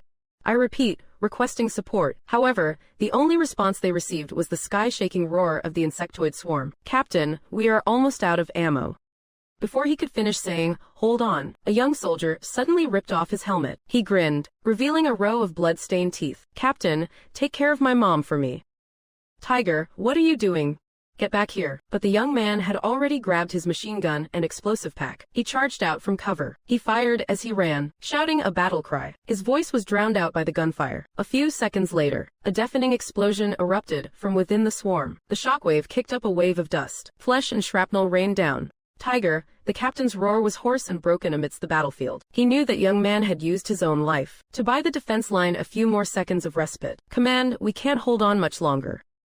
The western line has been breached 73 layers deep. Awaiting orders, the captain yelled into his headset. His voice was swallowed by the earth-shaking explosions. His face was covered in soot and blood. He knew the entire nation was at war. Northwest, east-south, the insectoid tide was like an ocean. Every inch of land was being fought for, to the death. Suddenly, a steady voice came through his headset. Though distorted by static, it carried a reassuring strength. This is Sha Haori, Supreme Commander of the Great Sha Central Command. Reinforcements have been dispatched. They will reach your sector within 10 minutes. Hold your ground. If the situation becomes uncontrollable, you are authorized to conduct an orderly withdrawal from the outer perimeter. Preserve the flame. The squad leader's body trembled. He stared at the teeming swarm in the distance. He slammed a fist against his chest plate. Did you hear that? High Command is telling us to hold on. Everyone, hold this line for me. With a furious roar, the blood of every soldier began to boil. The soldiers gritted their teeth. They reloaded their weapons. Even though their arms were shaking, even though every breath carried the stench of blood, they still raised their guns, aiming at the black tide of the insect sea. Thick smoke billowed from the southwestern defensive line. The battered squad, running on sheer grit and a final surge of adrenaline, managed to hold on. With their last few rounds, grenades, and artillery shells, in just a matter of minutes, they had somehow pushed back a swarm of thousands, although the insect tide had only temporarily receded. For these already exhausted soldiers, even a few short minutes of respite felt like a rebirth. The squad leader leaned against a shattered piece of cover. He was covered in blood and grime. Gasping for air, he watched the churning mass of insects ahead. Can the reinforcements still make it? He muttered. His voice was laced with a hint of helplessness. Just then, inside a command vehicle, 20 kilometers away, Jaishini, wearing a blast-proof poncho, stood at the front of an armored car. His command thundered like lightning. All units on my command, deploy into combat. Formation. Target. 20 kilometers directly in front of the southwestern sector's insect sea. Rocket artillery groups, load up. 155 mm howitzer batteries, prepare for salvo fire. 115 mm main cannons, vehicle-mounted mortars, truck-mounted cannons, open fire on all fronts. Thermobaric bombs, fuel-air explosives, white phosphorus incendiaries. Unleash everything we have got. Full firepower. In a matter of seconds, the three brigades of Tianquan, Kangyao, and Qishong had all their heavy artillery barrels raised in unison. Load, fire. The recoil from thousands of artillery pieces roared simultaneously. Boom, boom, boom. The earth shook and the mountains swayed. The entire Gobi Desert was blasted into a rolling sea of fire. The shockwave kicked up a dust wave 100 meters high. Even the air itself was burned red. The soldiers on the front line were bracing for the next wave of the swarm's assault when suddenly, they heard a long-forgotten whistling sound in the air. The second after the whistle, the entire horizon was swallowed by firelight. The blast's shockwave washed over them. The raging flames reflected in the soldiers' eyes. The insectoids were blown to bits, flesh and blood flying everywhere. Severed limbs danced in the air. The ground trembled amidst the deafening roar. The squad leader stared, stunned, at the burning insect sea. He started to laugh and laugh, but tears streamed uncontrollably down his face. Hey! They are here. The reinforcements are here, he murmured, his voice trembling. I thought I would never see this sight again. Ever since the insect plague broke out and the supply chains collapsed, that kind of earth-shattering saturation firepower had long become a distant memory. But now, the fire burns once more. The roar of artillery once again drowned out the shrieks of the insect swarm. At that moment, they finally saw it again. The Great Shah's steel torrent was roaring back to life. Before the gunpowder smoke from the last blast could even dissipate, a new wave of thunderous vibrations rolled in. At the edge of the horizon, the tide surged once more. It was like a vast black ocean. The sound of millions of insects crawling and screeching, combined with the hum of vibrating wings, seemed to tear the very air apart. Captain, the insect sea is surging back. The vacuum zone that had just been scorched to cinders by shelling was now being refilled by countless new bugs. They were like a tide crawling straight out of hell. 20 kilometers to the rear, lights flickered inside the command hub of the Shenwei Army Group. Jie Zins leaned one hand on the tactical sand table, his gaze as sharp as an eagle's. Drone feeds showed a grim reality. The number of defenders on the front line was dwindling. Ammunition was critical, and the defense line was on the verge of being swallowed by the insect sea. He issued an order in a cold, steady voice. Order the Suani Synthetic Battalion of the Tianquan Heavy Armored Brigade to reinforce the front line immediately. Furthermore, maintain non-stop artillery support. I want to see for myself if they have more bugs, or if we have more shells. A moment later, the battlefield erupted in thunder once again. Countless tongues of fire spat forth. The sky was streaked by incandescent ballistic trails, and the heart of the swarm was once again churned into charcoal and bloody mist. The soldiers on the front line looked at that sea of fire, and for the first time, a long-lost sense of gratification rose in their hearts. Hey, you bastards are finally getting what you deserve. Captain Wang Yingqian held his rifle high, covered from head to toe in ash. He was smiling, yet his brow remained tightly furrowed. Suddenly a soldier ran over excitedly, shouting, "Captain, our reinforcements are here." Wang Yingqian looked up in disbelief. In the distance, amidst the swirling dust, a steel torrent was racing toward them. Dozens of Type 100 tanks and heavy armored tactical infantry formations swept across the landscape like a mechanical storm. Their muzzles flashed with lethal brilliance. A few minutes later, the two units met at the front line. I am the captain in charge of this sector, Wang Yingqian. Xiao Yan's, commander of the Suani Synthetic Battalion, Tianquan Brigade. Hearing that designation, Wang Yingqian was stunned. Shenwei Army Group. I have never heard of that unit in our registry. Xiao Yan's gave a slight smile. We are from the Great Shah of another world. At that moment, even the wind seemed to stand still. Wang Yingqian froze for a long time, then suddenly broke into a wide grin. As he laughed, his eyes began to well up. To hell with which world's Great Shah you are from. If you have come to back us up, you are our brothers. He reached out a hand covered in blood, mud, and scars. Xiao Yan's immediately reached out and gripped it. His strength steady and firm. A lump formed in Wang Yingqian's throat. During this period, too many comrades had died by his side. He had thought this battle was lost, and no one could save them. But now, he finally saw them. Another group of men wearing the Great Shah uniform, stepping out from the firelight. In that instant, he finally felt that help had arrived. They were here to help them hold up the sky for Great Shah. With the Suani Synthetic Battalion led by Xiao Yan's joining the fray, the defense line that had been hanging by a thread finally stabilized. The fire on the battlefield scorched the earth and sky into a single sheet of crimson. The roar of mechs and armored vehicles intertwine. The crisp sound of falling shell casings is a war anthem of iron and blood. Inside the command vehicle at the rear, Jie Shinjie watched through the drone feed. He gazed at the endless, still surging sea of insects. His brow furrowed deeply. These bugs just do not know when to quit, do they? He let out a cold laugh. Then he slammed his hand on the table. Relay my orders. The entire artillery line will pull back 2 kilometers. Advance with a full-scale thermobaric barrage. An aide hesitated for a moment. Sir, after this round, our ammunition supply might be. Jie Shinjie cut him off. His tone was as cold as steel. Don't worry about ammunition. Rear line supply is moving at full speed through the portal. Tell the artillerymen. Today we are letting the insect sea feast.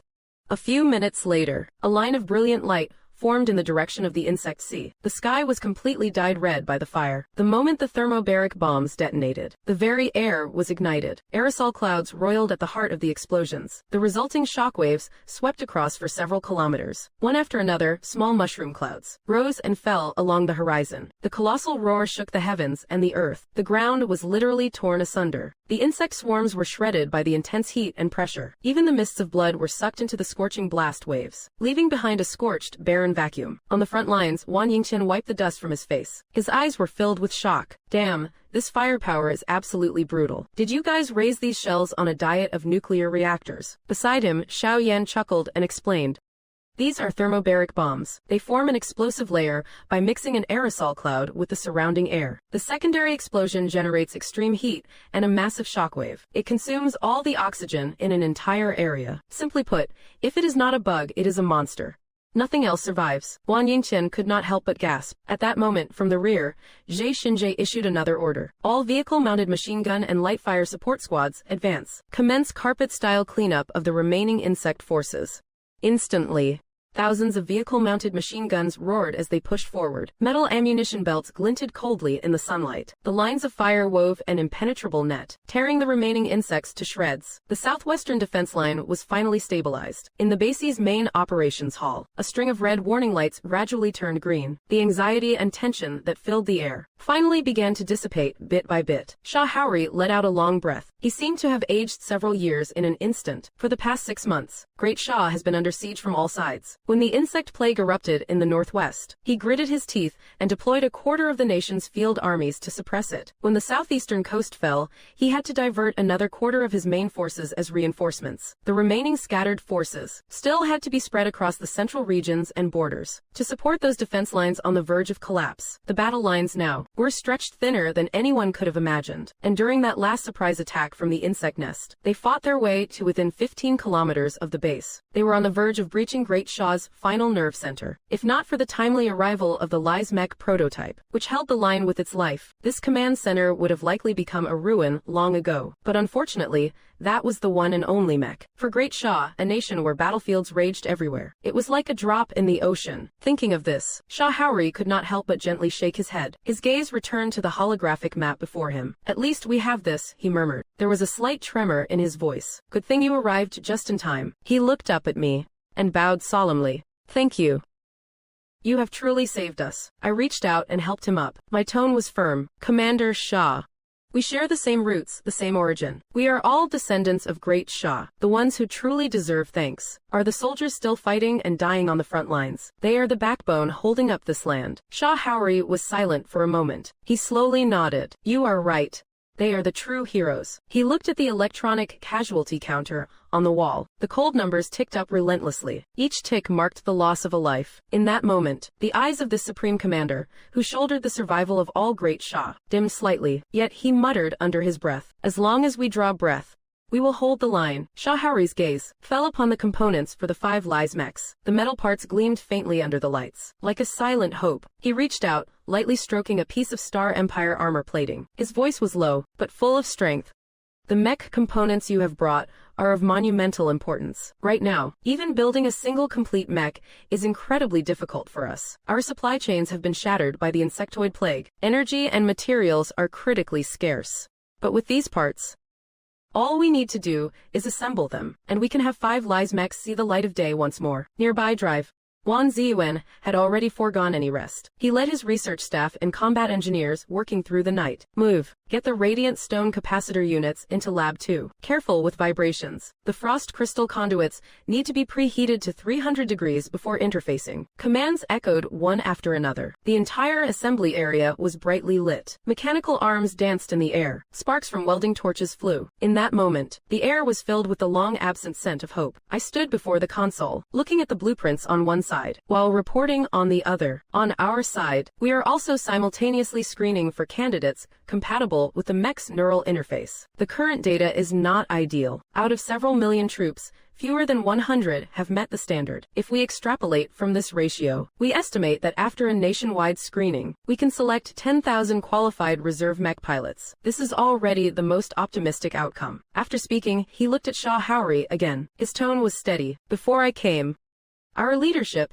has already given the order to fully support Great Shah in the disaster world, whether it is mech pilots or energy supplies or strategic resources, whatever you can mobilize, we will support in equal measure. Upon hearing this, Shah Houri was deeply moved. He stood up straight and gave me a slight bow. Thank you for your righteous aid. On our side, the current number of reserve mech pilots is just over 300.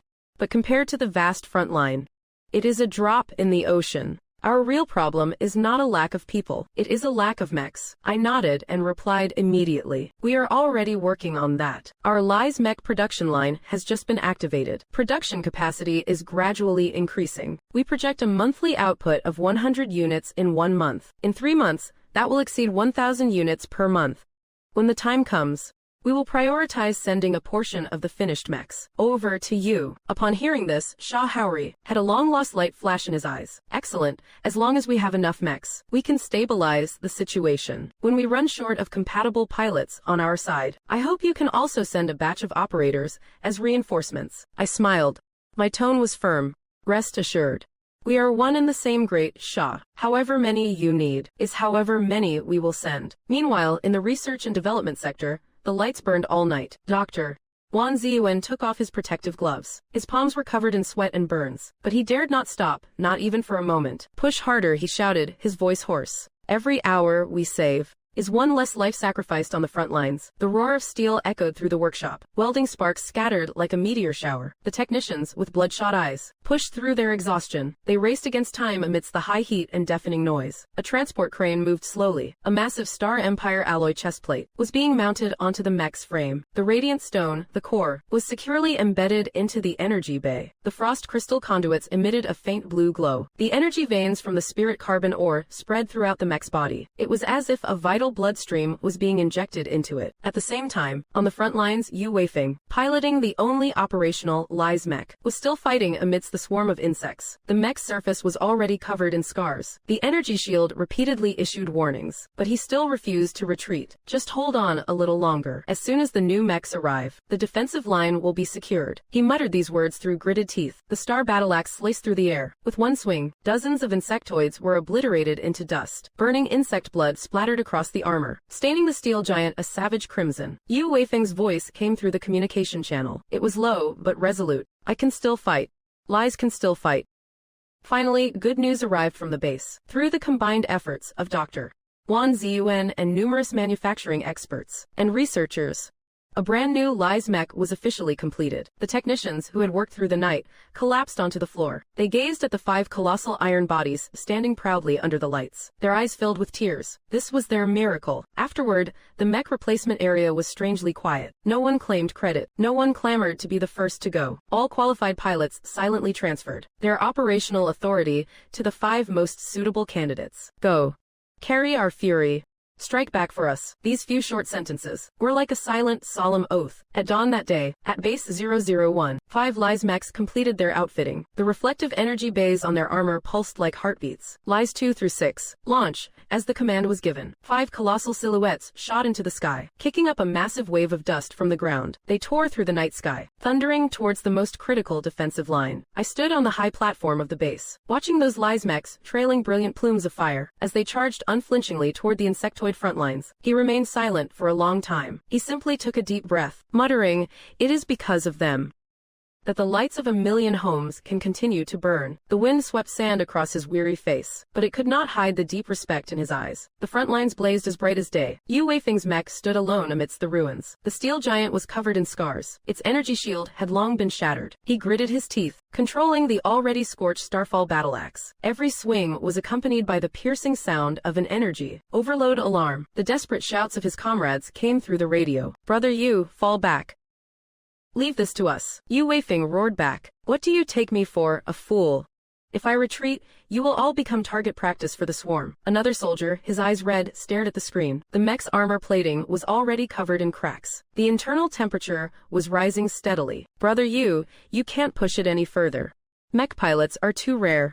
Great Shah needs you alive." A brief silence. Yu Weifeng gripped the mech's control stick. His fingertips trembled slightly. He knew they were right. Every successfully matched mech pilot is a national treasure. But he knew even better that if he retreated, no one here would make it out alive. But I can't stand by and watch you sacrifice yourselves for me. We live and die together. With that, he let out a sudden roar, maneuvering the mech once more. It leaped up, the battle axe sweeping out horizontally. Blood and fire intertwined, creating a vision of hell. However, just as the swarm was about to completely engulf him, boom, another colossal beam of light descended from the sky. A new Starfall battle axe, glowing with blue light, violently cleaved through the onrushing insectoid tide. Senior, I am here to provide support. A young but resolute voice came through the comms channel. Yu Weifeng was stunned for a moment. A lump formed in his throat. He let out a hoarse laugh. You guys finally made it. As soon as the words left his mouth, he finally succumbed to exhaustion and passed out. The new mech warrior took over his position. With a raise of his hand, he unleashed a barrage of heavy cannon fire. The swinging axe tore through the insectoid sea. He then evacuated Yu Weifeng to a safe location and took his place on the front line. As he fought, he muttered in a low voice, "Brother Yu, you rest for a while. We will hold the line now." And at that moment, across the entire battlefield's comms channel, countless people were shouting the same phrase. As long as the flame of Yanwang stands, Great Sha will never fall. Inside the base, the lights had been on all night. Dr. Wan Ziyuan, having just led his team to complete the final calibration of 5 Lies mechs, had not even had a chance to catch his breath. The light from the portal on the other side flashed again. Thump thump thump. One by one, massive transport vehicles drove out from the blue-white energy vortex. The cargo bays opened, revealing neatly arranged parts for a new batch of mechs, enough for 10 units. The very air seemed to tremble from the presence of these steel behemoths. Looking at the truckloads of materials, Wan Ziyuan was both shocked and overjoyed. His lips twitched slightly. Finally, he could only give a wry smile and pat his forehead. Sigh, I guess this is what they call suffering from success. Beside him, the assistant was doubled over with laughter. Doctor, that is such a humble brag. You have to realize these mech components are the result of a joint effort by hundreds of thousands of people over there, a monumental achievement of cooperation. Thousands of research institutes and tens of thousands of factories went all out just to manufacture this batch. Another researcher sighed while moving the crates. Yeah, with our world's productivity, it would be a struggle just to scrap together one set. But look at them now. They are shipping them over batch after batch, as if they are as cheap as dirt. They even come with version updates. For a moment, the air in the entire R&D workshop was thick with excitement. All right, enough talk. Wan Ziyuan waved his hand. Back to work. Starting now. We assemble 24/7 without interruption. We need to get these big boys onto the battlefield ASAP. Welding sparks flew everywhere. The roar of machinery echoed. Scientists worked alongside engineers, masters alongside apprentices. They all knew that every hour they finished ahead of schedule meant less blood spilled on the front lines. Meanwhile, on the other side of the portal, the supply command zone at Lopnur never stopped for a second. Weapons, ammunition, medicine, and fuel were being packed into trucks in a steady stream and sent through the light gate. In the Great Sha of the insect apocalypse, the Sky Dome Army Group on the southeast defense line and the Leyline Army Group in the northwest ancient lands had endured a long, grueling war. They were exhausted to the breaking point. Inside the frontline command headquarters, the commander's voice was hoarse. If we keep fighting like this, we will run completely out of ammo. What then? Do we charge the swarm with bayonets? How are we supposed to win this? The staff officers remained silent. The atmosphere in the room was heavy enough to suffocate. Outside, the sound of shelling had long since thinned out. Artillerymen were sprawled on the ground, clearing empty shells. That sense of despair from running dry was about to swallow the entire battle line. Just then, the roar of engines came from the distance. Vroom vroom, transport trucks, one after another, burst through the dust and smoke, driving straight into the positions. Before the dust could even settle, the iron gates of the cargo holds were flung open. Crate after crate of 155mm heavy artillery shells were unloaded from the trucks. Boxes marked Great Sha Strategic Support Supplies piled up like small mountains. On the road behind them, a long dragon of rocket launcher arrays was moving in. Tail lights flickered into a red river of steel. The commander froze for a few seconds, then slammed his fist onto the table. He burst out laughing. Haha, I see hope.